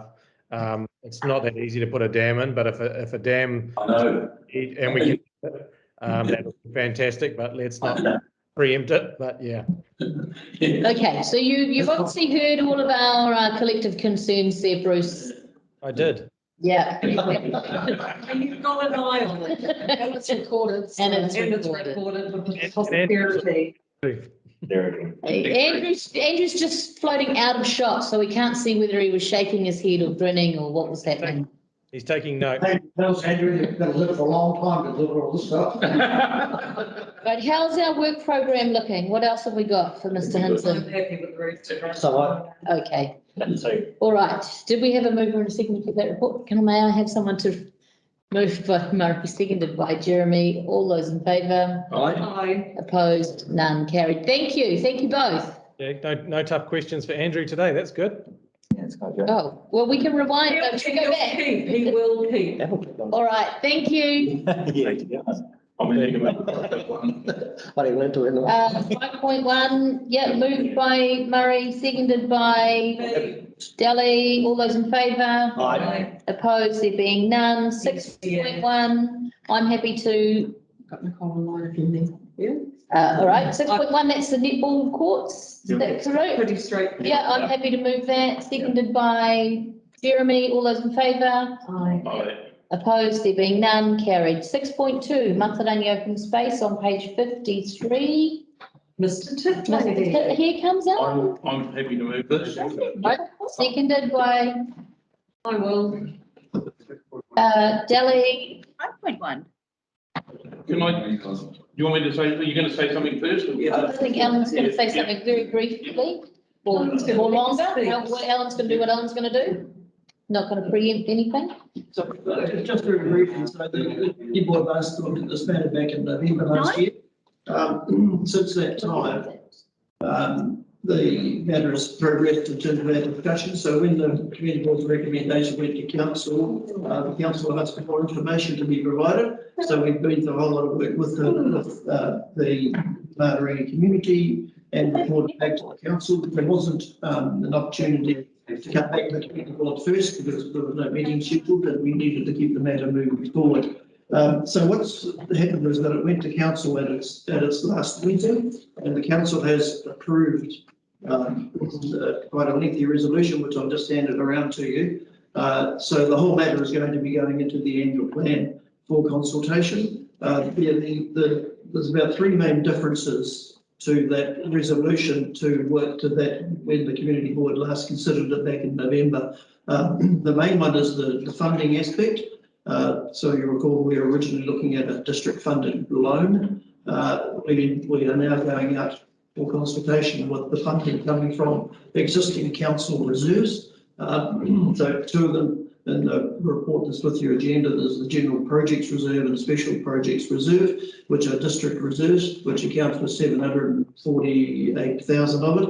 And it's also proposed that 502,000 would come out of Mercury Bay retained earnings, so that's a Mercury Bay ratepayer fund that we have in hand. So the council has already resolved to progress to the annual plan consultation on that basis. The second point is that we've actually introduced into the heads of agreement a sunset clause. So we are saying that if the community don't meet their obligations under the heads of agreement within a period of 2 years, then the whole deal will lapse. So it's just ensuring that it doesn't drift on for years and years while they try and raise their share of the funding. And the third point is, almost forgot it, is that the council had requested we get a valuation done as well of the land that the council is intending to purchase if it ends up going through the annual plan process. So that's the differences between when you last considered it and where it is now for the annual plan consultation. Okay. So you're being asked to basically support a resolution that the council's already approved for it to go into the annual plan and for the Mercury Bay retained earnings to be allocated to this project. Cool. Okay, thank you, Alan. Did you want to? Yeah, just in terms of valuation, I would definitely want to see the wording around that, because we got caught with the valuation on the Moewai Sports Complex on the basis that was done residential, when in fact at that time it was a swamp.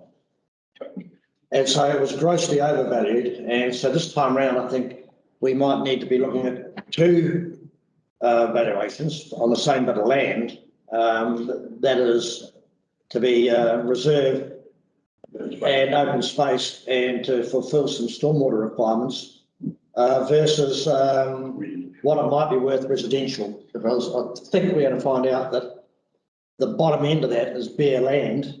It'll be the size of it. I'm not valued, it'll be worth well over $2 or $3 million. But on the other side of it, it could be worth 10 million. So I just think I just want to see what we're asking for the valuation. I can only concur with the thing. The sports ground was, that valuation never happened the way it was, and it was inflated to heck. We know that. We also have the same situation with the airfield, where that's zoned rural, but every time we wanted to buy a bit of land, we got a valuation that is at residential rates. So let's have two valuations, one on open space, but the residents are looking there and they could convert the zoning into residential. So it needs to be noted in that valuation, if it were, as an alternative, I think, to give a fair indication, because we have been called twice. Okay. Noted. All right. Okay. Thank you. I just wanted to add that, over the summer we took the councillors out there and had a really good, wider and a really good session, and exceptional. I think it was really useful for me, particularly, to stand there and actually look at the stormwater assets and things like that and understand, certainly how this is all structured. And I appreciate the effort, Alan. I know you've put a lot of time in, and it's fantastic that we've got it to this point. So I'd like to actually record my thanks, but the board's thanks, because I'm aware of just what you've said. The work that Alan has done, none of us are even aware of, because of the discussions with the varying parties out there, has been significant to get us to this stage, and particularly, it hasn't been plain sailing around the table in terms either. So, Alan, for me, I just say thanks very much. I recognise the extraordinary effort you've put into this for us. Yeah, thanks. I agree with that, but I do want to get paid to do it. Accept the compliment. all right, so I'll get the beer later on. moving to the resolution, all those in favour, please say aye. Aye. Opposed? None. Carried. Excellent. So that is now taking us to 6.3. Thank you, Ellen. Our action schedule. May I have a mover and a seconder for? We'll move it. Thank you, Delly. Seconded by Jeremy.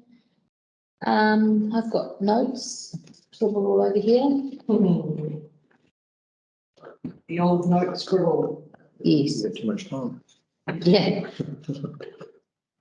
Right. I wanted to have a conversation around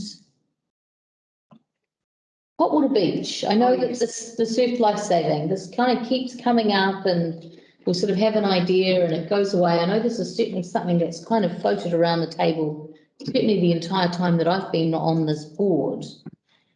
In here, we talk about the legality of council collecting money and redistributing to another entity would need clarification if it was to proceed. Is this being proceeded and looked at? Not at this point. The last conversation I had was with Gary Fitzsimons, and he's going to look at, he's going to do some investigation into some options and ideas and come back to me, which I haven't heard back. So it's just sitting at the moment, just see what will come back. So our, make a donation at the parking machine. Like a QR code that you scan and Or no, like, pay your $6 parking and then would you like to make a donation to Hotwater Beach? Just like at the restaurant. Just like, would you like to leave a I tip? get that. Yeah, so that option was not supported by our finance team. That's my understanding, yeah. About that, which is outlined in that information there. I've talked to Gary about that, and he was going to look at some other ideas as well. Okay, Where here do we we go. find out why it's not supported, David? Yeah, it says finance was not resourced to undertake additional process such as this. So we need to I'm thinking deliver it's this stuff. So I would know why can't we do it? Because for me, it is the simplest thing. Every time you go to a restaurant and pay, they say your bill's 123. Do you want to pay? You want to pay some more. Yeah. So they've got so if a business running an MYOB or a lesser package, if they can separate that out, so they get the tips to go to the staff and the other bit to go into their own profit and loss account, we must be able to do it. So I just don't get my head around, like, if someone says no to me, I say, why not? You can donate $1 per child, to heart children or whatever it is. Yeah. So this is my question, that I was sort of getting to was not resourced to undertake an additional process such as this. I don't understand what the big process is. No. We're taking money for another group, is how I understand. No, we're not. We're taking money, we're putting in an account, and then we make a resolution, take the money out of the account and give it to them. Yeah, Well, but then, it would go that's automatically the second point, what you're raising there, taking money for another group. And then giving it back to them as a process. And that's what. It also raises the question, it doesn't say that we can't. This is my issue. This is, it's been sitting here for so long. Simply put, I can go back to finance and re-ask the question and ask them to provide more clarity around. So have they said no? They're not comfortable with it at all. Could I excuse through the chair? Sorry for interrupting. Donna here. Thank you, Donna. Hi. I don't think that's quite the comment that that we're not resourced to undertake an additional process probably isn't quite right.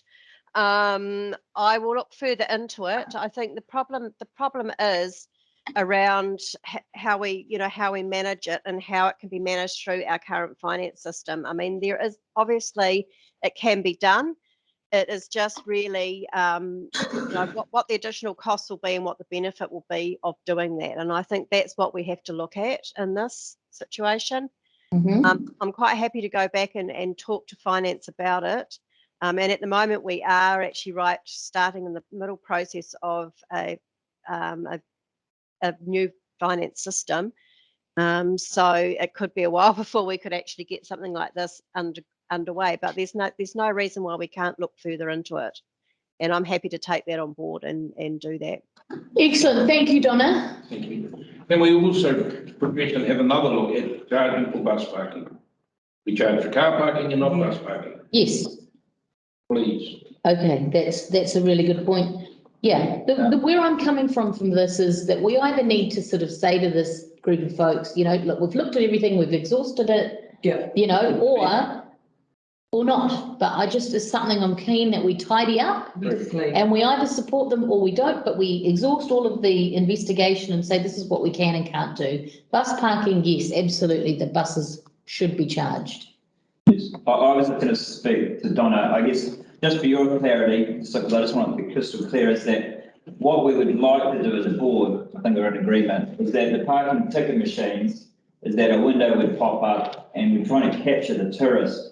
I mean, obviously, our borders will reopen. That's, I guess, the target audience we want to capture, having a tab that we can utilise off the council machine and then it'll be fed back into the lifesaver. I can't see why it has a separate account. A really good option for us then not to have the burden on, I guess, the community or ratepayers. You know, that, so anything we can do in a council that would support it, I think would be huge.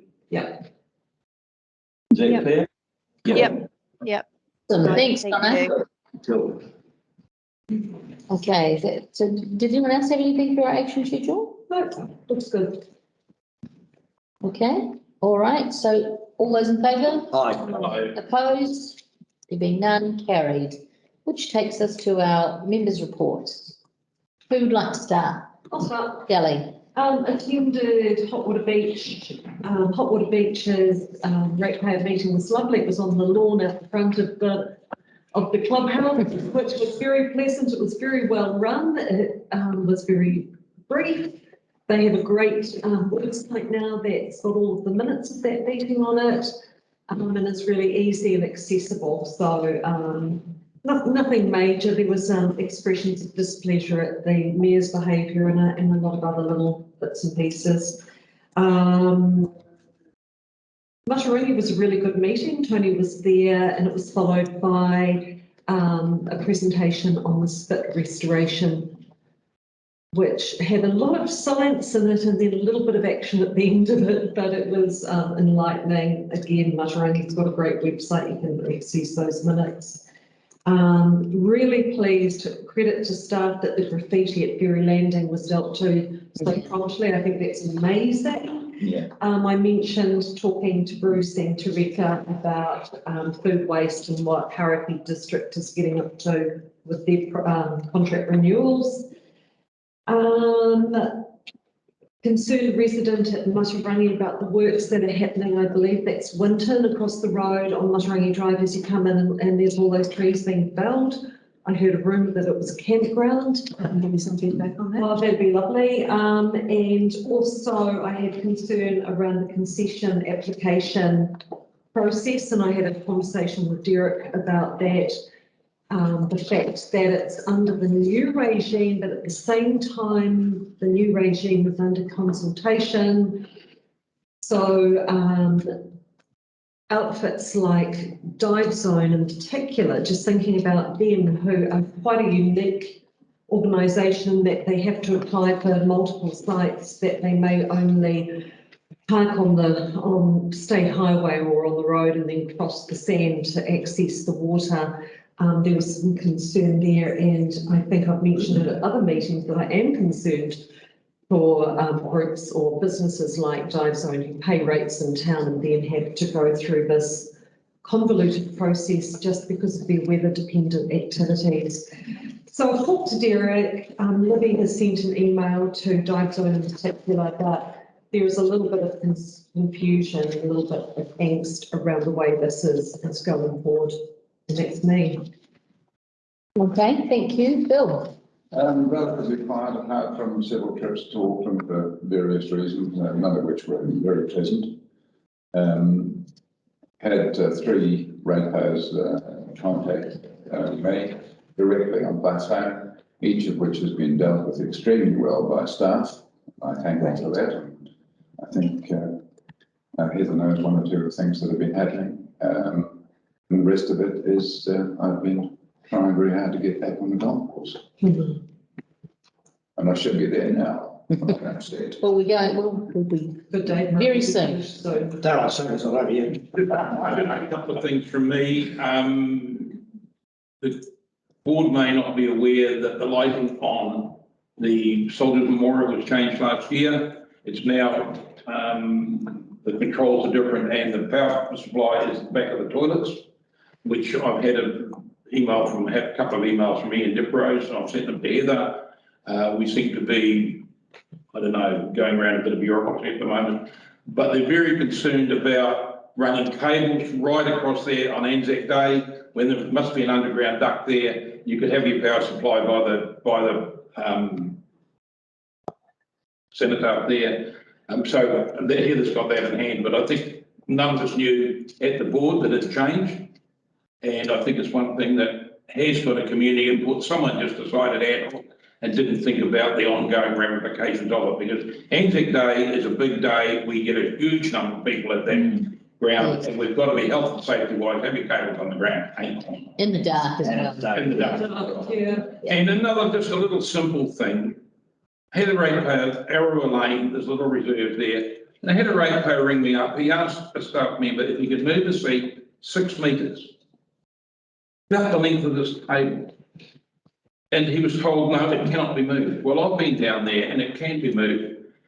Heather said she'd go down, and I appreciate that. But, you know, if we've got a ratepayer and we want to move the seat 6 metres, why can't we just do it? On that note, I have talked to Derek and the park staff, and I will be going down to have a discussion. So, well, it's just a no-brainer. Just move it 6. He's got his boundaries there. They want to put the seat here. There's a path here. He said, can you just move it to the other side of the path? It's not unreasonable. It's 6 metres, the length of this table. Come on, we're wasting $100 an hour for people to go and look at it when we're tight on money. Why are we doing it? You know, any commercial business would say, what's the reason? Boom, boom, done, decisions made. We seem to have all sorts of people going and looking at it. Our staff costs will end up more than the seat. That's what concerns me. I just bring that. Okay, that's it. Is that your? Yep, that's me. Yes, Jeremy. I just picked up on what was coming out of the last council meeting. I think that we're, as far as CapEx, we're probably only in reality can produce 40% of what's proposed in the LTP. That number is negative. So I'd like to suggest that we, as a board, schedule a workshop to review the annual plan from our side, so we can prioritise what we would like to see done as a board over the coming year. So I don't know if that can go on the action plan to try and set up a workshop in the short term.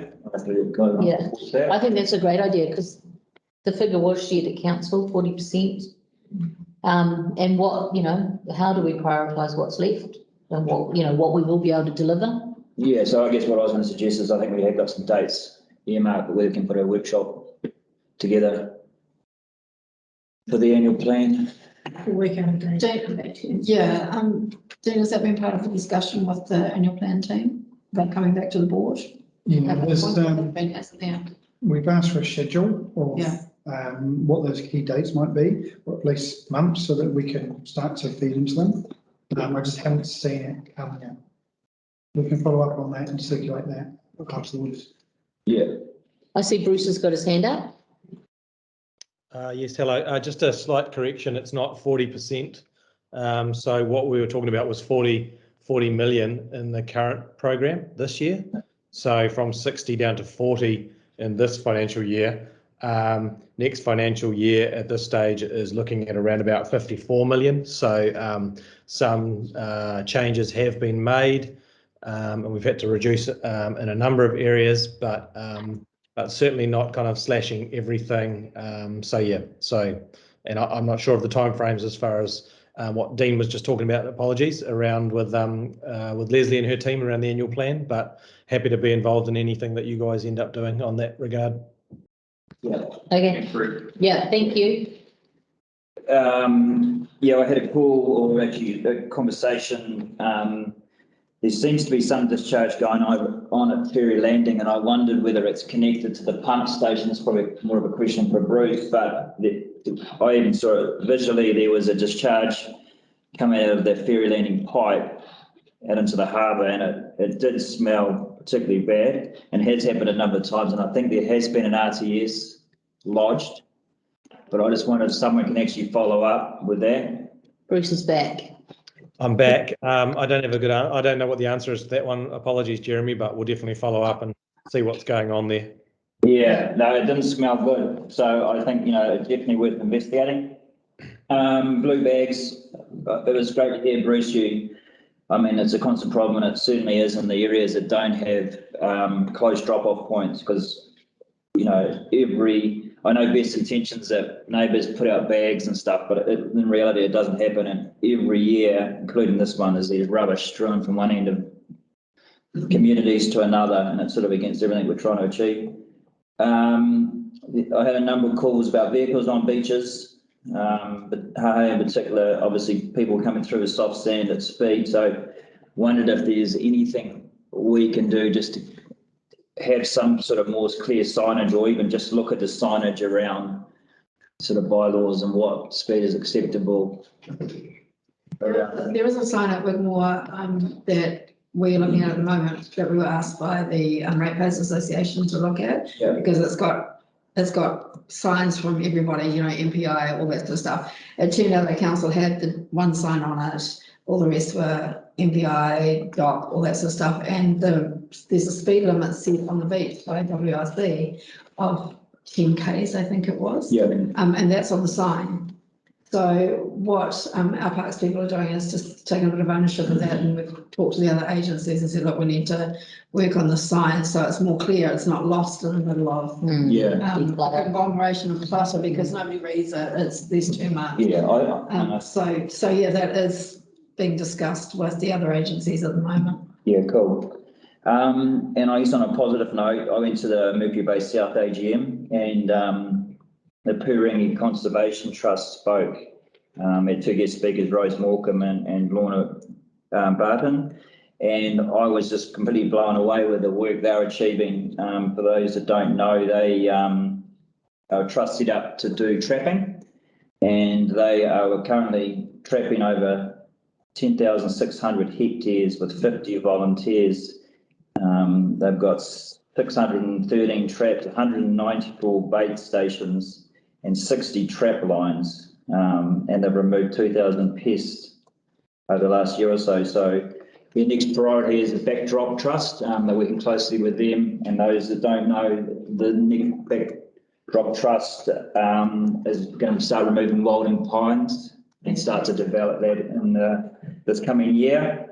So, and I guess they just wanted to get the message out. Look, they're always looking for volunteers, but I was, completely blown away with what that group's doing. So very cool. Phenomenal what our volunteers across the board do in terms of pest eradication, wilding pines, dune planting. I mean, it's fantastic. I'm on their mailing list, so I get the regular updates, which is actually really good. If you're having a bad day, it's like you say, Jeremy, it's bloody good news. So good. So I think, anything we can do to support them and just get the messaging out that, people that spare few hours here and there, get out there, happy to help train people up. And another good news story for comms.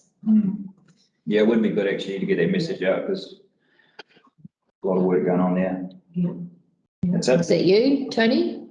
Righto. Some of those things have been raised. The issue was rates with one, he had this done with this rescue helicopter, and their rates, and it just seems that, George rang me, but it seemed that he was a day later than someone else. But it'd be interesting to know where people have a rates remission.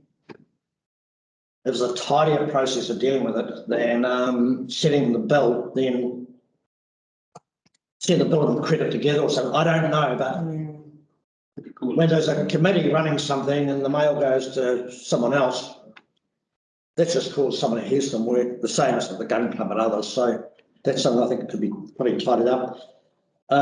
We spoke about SPIT. So I'm glad that's here to go and get resolved. It's been going on for a long, long time. And the key party in this is Ngāti Hay. And we're aware that Ngāti Hay do not want necessarily to have all these self-summons there. So if we don't get on and do it, people take it into their own hands, and that's the last thing we need. And the other stuff that came is Carina Creek, I reckon needs a clean out, because it's starting to fill up with mangroves, and that is the thing that takes most of the water from in the middle, from our township, comes down underground the main road and down Carina Creek and out to sea. So if we let it fill up with mangroves, we'll start to flood the town. The Wharf, so there's been a fair bit of commentary of late about behaviour with jumpers, and people wanting to remove the fences and the damage, the abuse, the antisocial behaviour. It simply isn't, and I am aware of a report that actually has the photographs and names the individuals.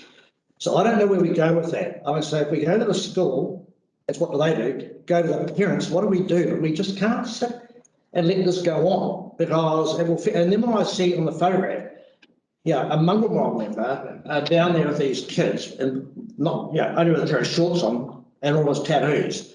This is bloody threatening to our community. So I don't know whether we're going to make it, I don't know who we make the deputation to, whether it's the police, the parents, the school, but we've got to do it with someone. We can't let this go on because it will end up in something that I don't think any of us want to be part of. I think we need to have, well, clearly the security cameras are doing their job because the photos I've seen identify the people. But I think we need to put a bigger presence of security cameras everywhere because that is one way at least catching the culprit and dealing with them. And so say to me, what's the effectiveness of our warden that goes down there? I'm saying, not a job I want because having to go and confront antisocial kids that want to give you a hiding. All I'm asking is that we have a good look at that. Fees and charges, now I know it's in a council, but I'm not confident of where that's going from what I'm hearing. I don't think they're equitable, and I note the media that's out there now saying what the cost of maintaining these assets is being paid for more by ratepayers who don't use it than users. But I think, you know, we've had a couple of meetings in here. When you bring all the tour boat operators in, they're all in here before they come. I think you've got to have one person and sit around a table with no plan to say, well, hey guys, here it is. It's got to be fair. So who pays and how much do you pay? I just think we've got more work to do in that space. I'm not comfortable with where we're at because I don't think that we as well, I don't understand it. I don't think we as an organisation understand this as well as we might. Can I, sorry, and I know it's your members' report. It's part of the annual plan? Yes, it's going through, yeah. It's been worked on. So it's been worked on. So maybe in our workshop that we want to do around the annual plan, we make sure as a board that we're clear around this, you know, the fees and charges, wharf concessions and things like that, and we submit as a board into the long-term annual plan. I'm happy with that. Yeah. There's another question that has been asked, and I've asked it, I know users. So we want to know what is the maximum weight this wharf can carry? Because the Kubota fishing tournament will be the biggest thing that's happened in this town in terms of the number of boats and the net worth of these boats and people. And the people who are organising it plan to use the wharf to put some of these on and raft them. So it'll all be good. They're working with the users, so they'll deal with that.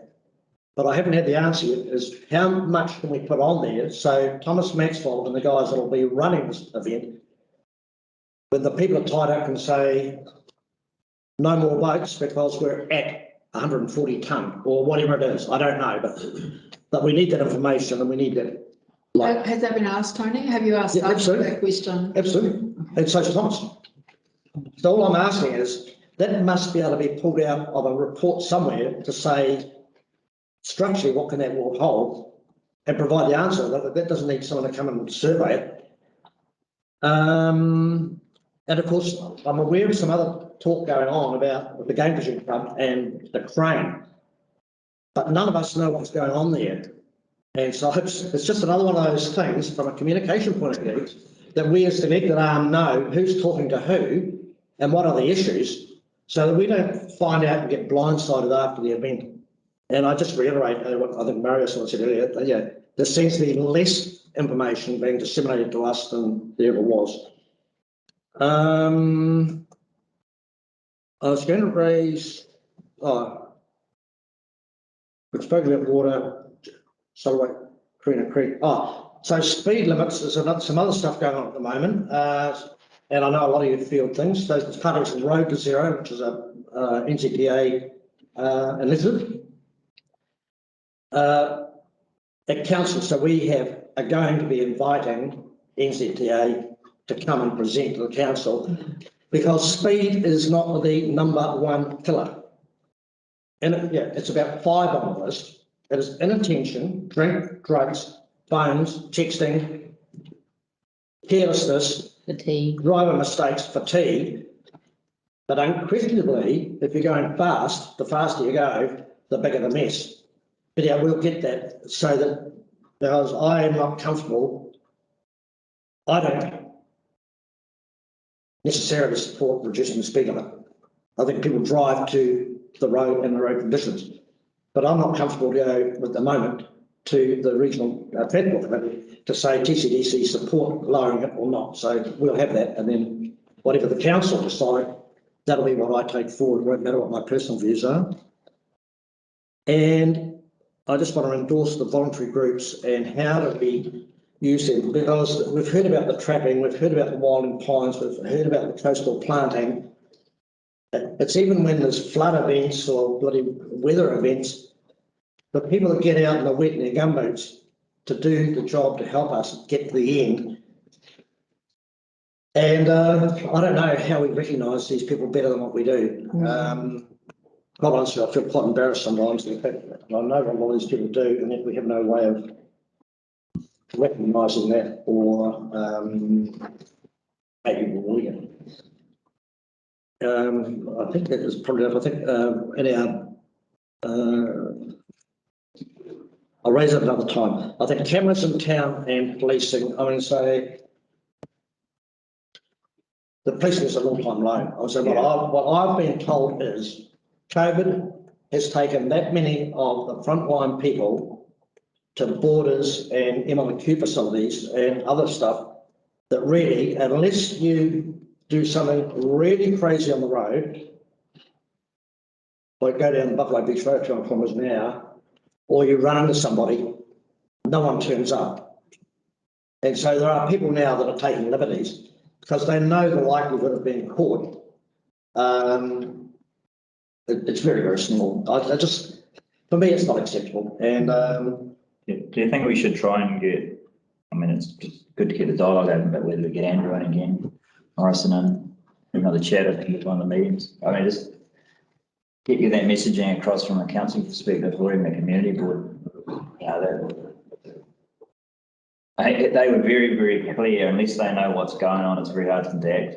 You know, you do wonder why they don't know what's going on, but I think if we take that on board, we should be communicating it.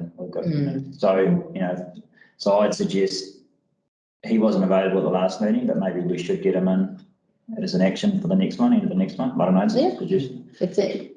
Through the chair, there's another option we're looking at with one of the other boards, which is around whether those agencies have regular meetings with each other. Yes. To talk about social welfare, housing, those types of thing, and whether TCDC staff and an elected member could attend. You know, if you still want the regular reports, but just be aware that sometimes when staff come and do a presentation to a community board, it's very much prepared and response rather than being a conversation around, you know, what can be done and what the challenges are. So it's a different environment. Yeah, I'm more thinking an informal chat at the end of the meeting, you know, where we can do it offline. And That's what we've done with him in the past. Exactly, and I think they've been very clear that they need to know, they want to hear from the ground on what's going on, and I think we can deliver some of that because we're hearing from. And I think the more we can have communication with open line communication and have a relationship with them, the better result we're going to get. So I'm very much for getting them. It could be, it doesn't even have to be up to me. Schedule it. Could be a one and done. Yeah. One of the catch ups. Exactly. Anytime. Yeah. But yeah, when they have an hour, Okay. so to speak. Then Yeah, leave that leave that with you, give that. Yeah, Madam Chair, I just want to pick up on something Tony just said, and I think it was an excellent idea. Look up there, the civic appreciation.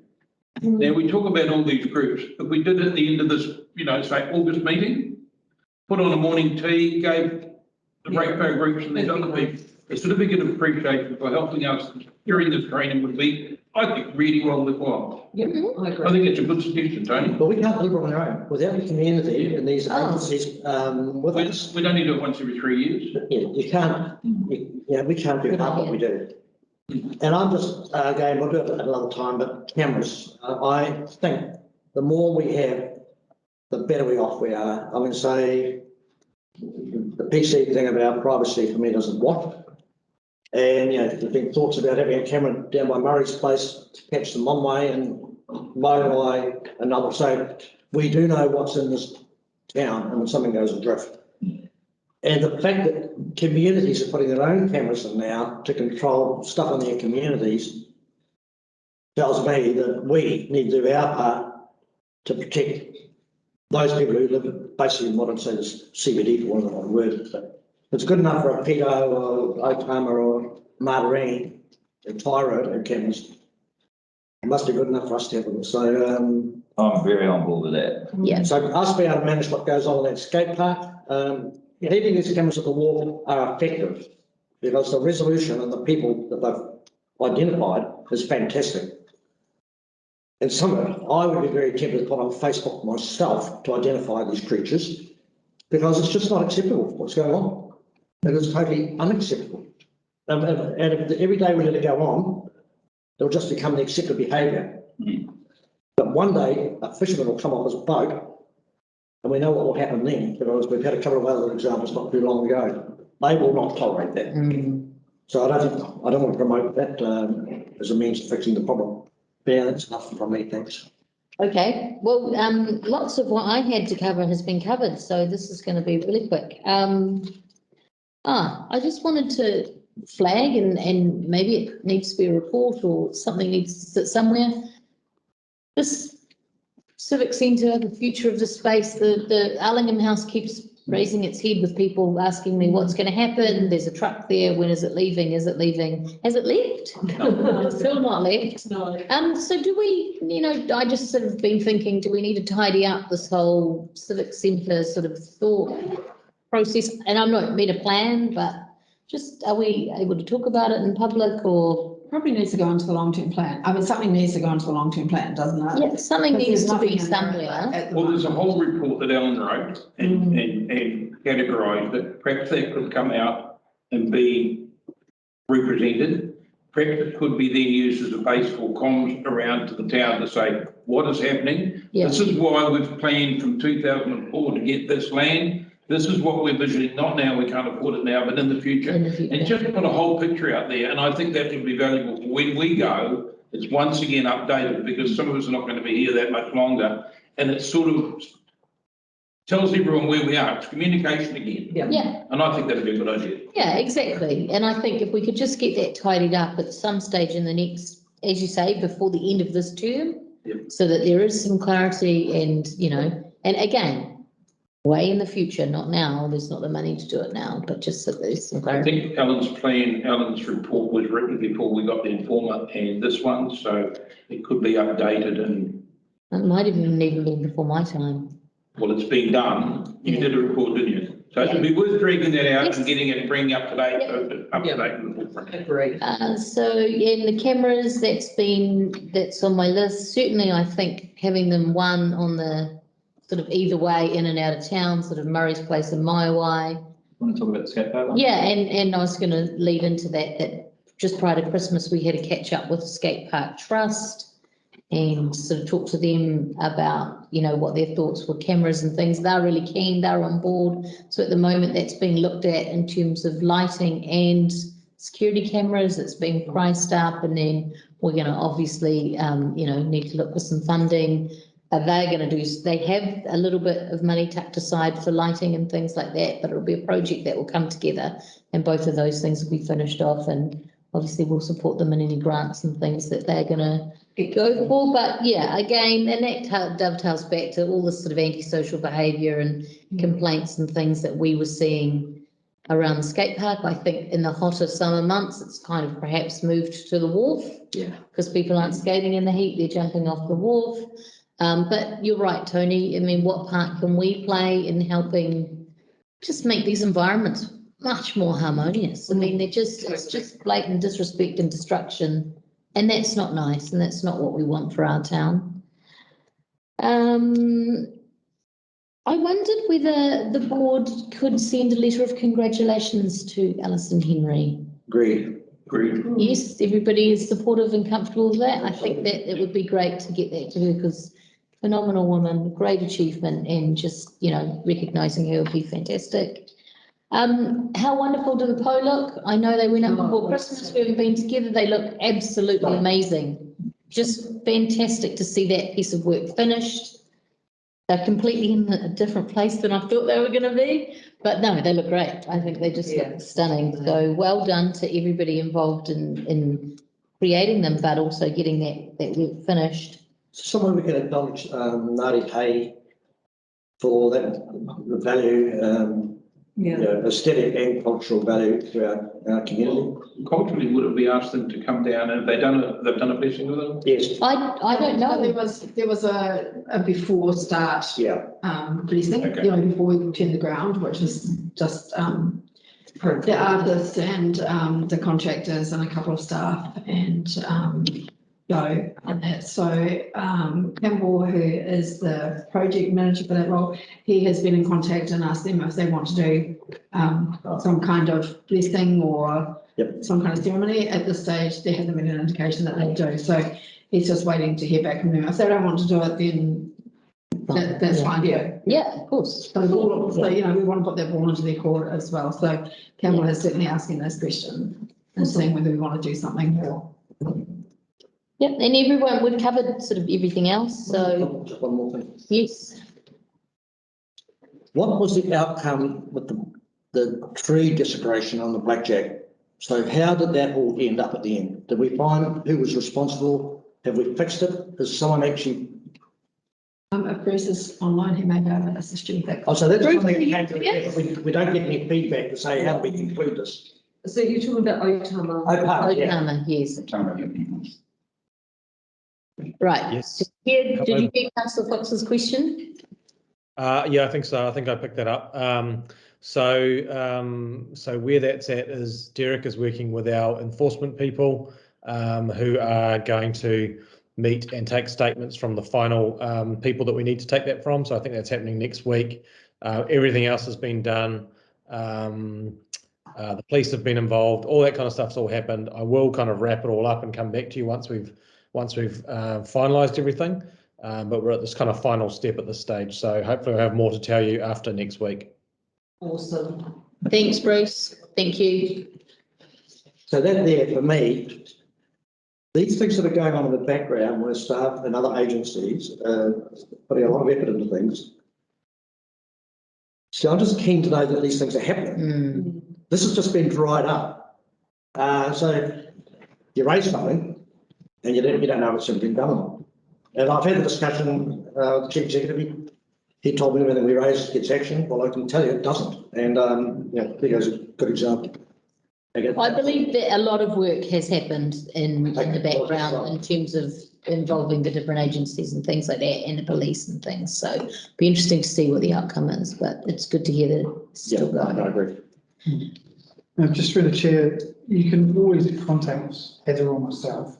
So we do have these updates available. We do touch base with Derek, Bruce and the team. Happy to set up regular meetings. But if it's not substantial progress, then it's hard to. Do you really want? I think it is quite information. Now. I don't know. Maybe we could somehow come up with a bit like following from the action schedule was just it's a one-page document. The key things that we want to hear about on a regular basis are probably the hot topics, I guess, just where they sit. And this one's a perfect example of public that are high interest in it. And, knowing where these things sit, because the last correspondence we had on this one was exactly police were involved, but that was it. Till now, really. So I don't know. I know I don't want to create too much workload, but I don't think it would hurt somehow to have some reporting. I'm not sure how it works, how it looks, but a couple of the key. It's probably from you, isn't it, or Heather? It is from you, Heather. Just I don't know how it looks, but it would be good to come up with a system. I think it'd make everyone more efficient and understand where we're at, and it can raise dialogue again. So we have got those catch-up meetings sort of within 2 to 3 weeks of these meetings, which gives an opportunity to come back to you all with some of the things that were raised at these board meetings, because it gives us time to, investigate and find out what is happening, because we don't know everything either. We have to go back out to other staff, blah, blah, blah. And, there are going to be an opportunity to give you some of that feedback. Right. Okay. Was that it? Okay. All right, so that takes us, oh, did we have mover and second? Tony, Jeremy, thank you. All those in favour? Aye. Opposed? None. Carried. So that takes us to our public excluded. So we are gonna, thanks, Len. Thank you, Len, for being a superstar. And thank you. Sitting outside. I shouldn't have said that while I was, have you stopped recording? They won't stop recording until we move into public excluded. Right, okay, so I would like a mover and a second to move into public excluded. Marie, Bill, thank you. All those in favour? Aye. Opposed? None. Okay.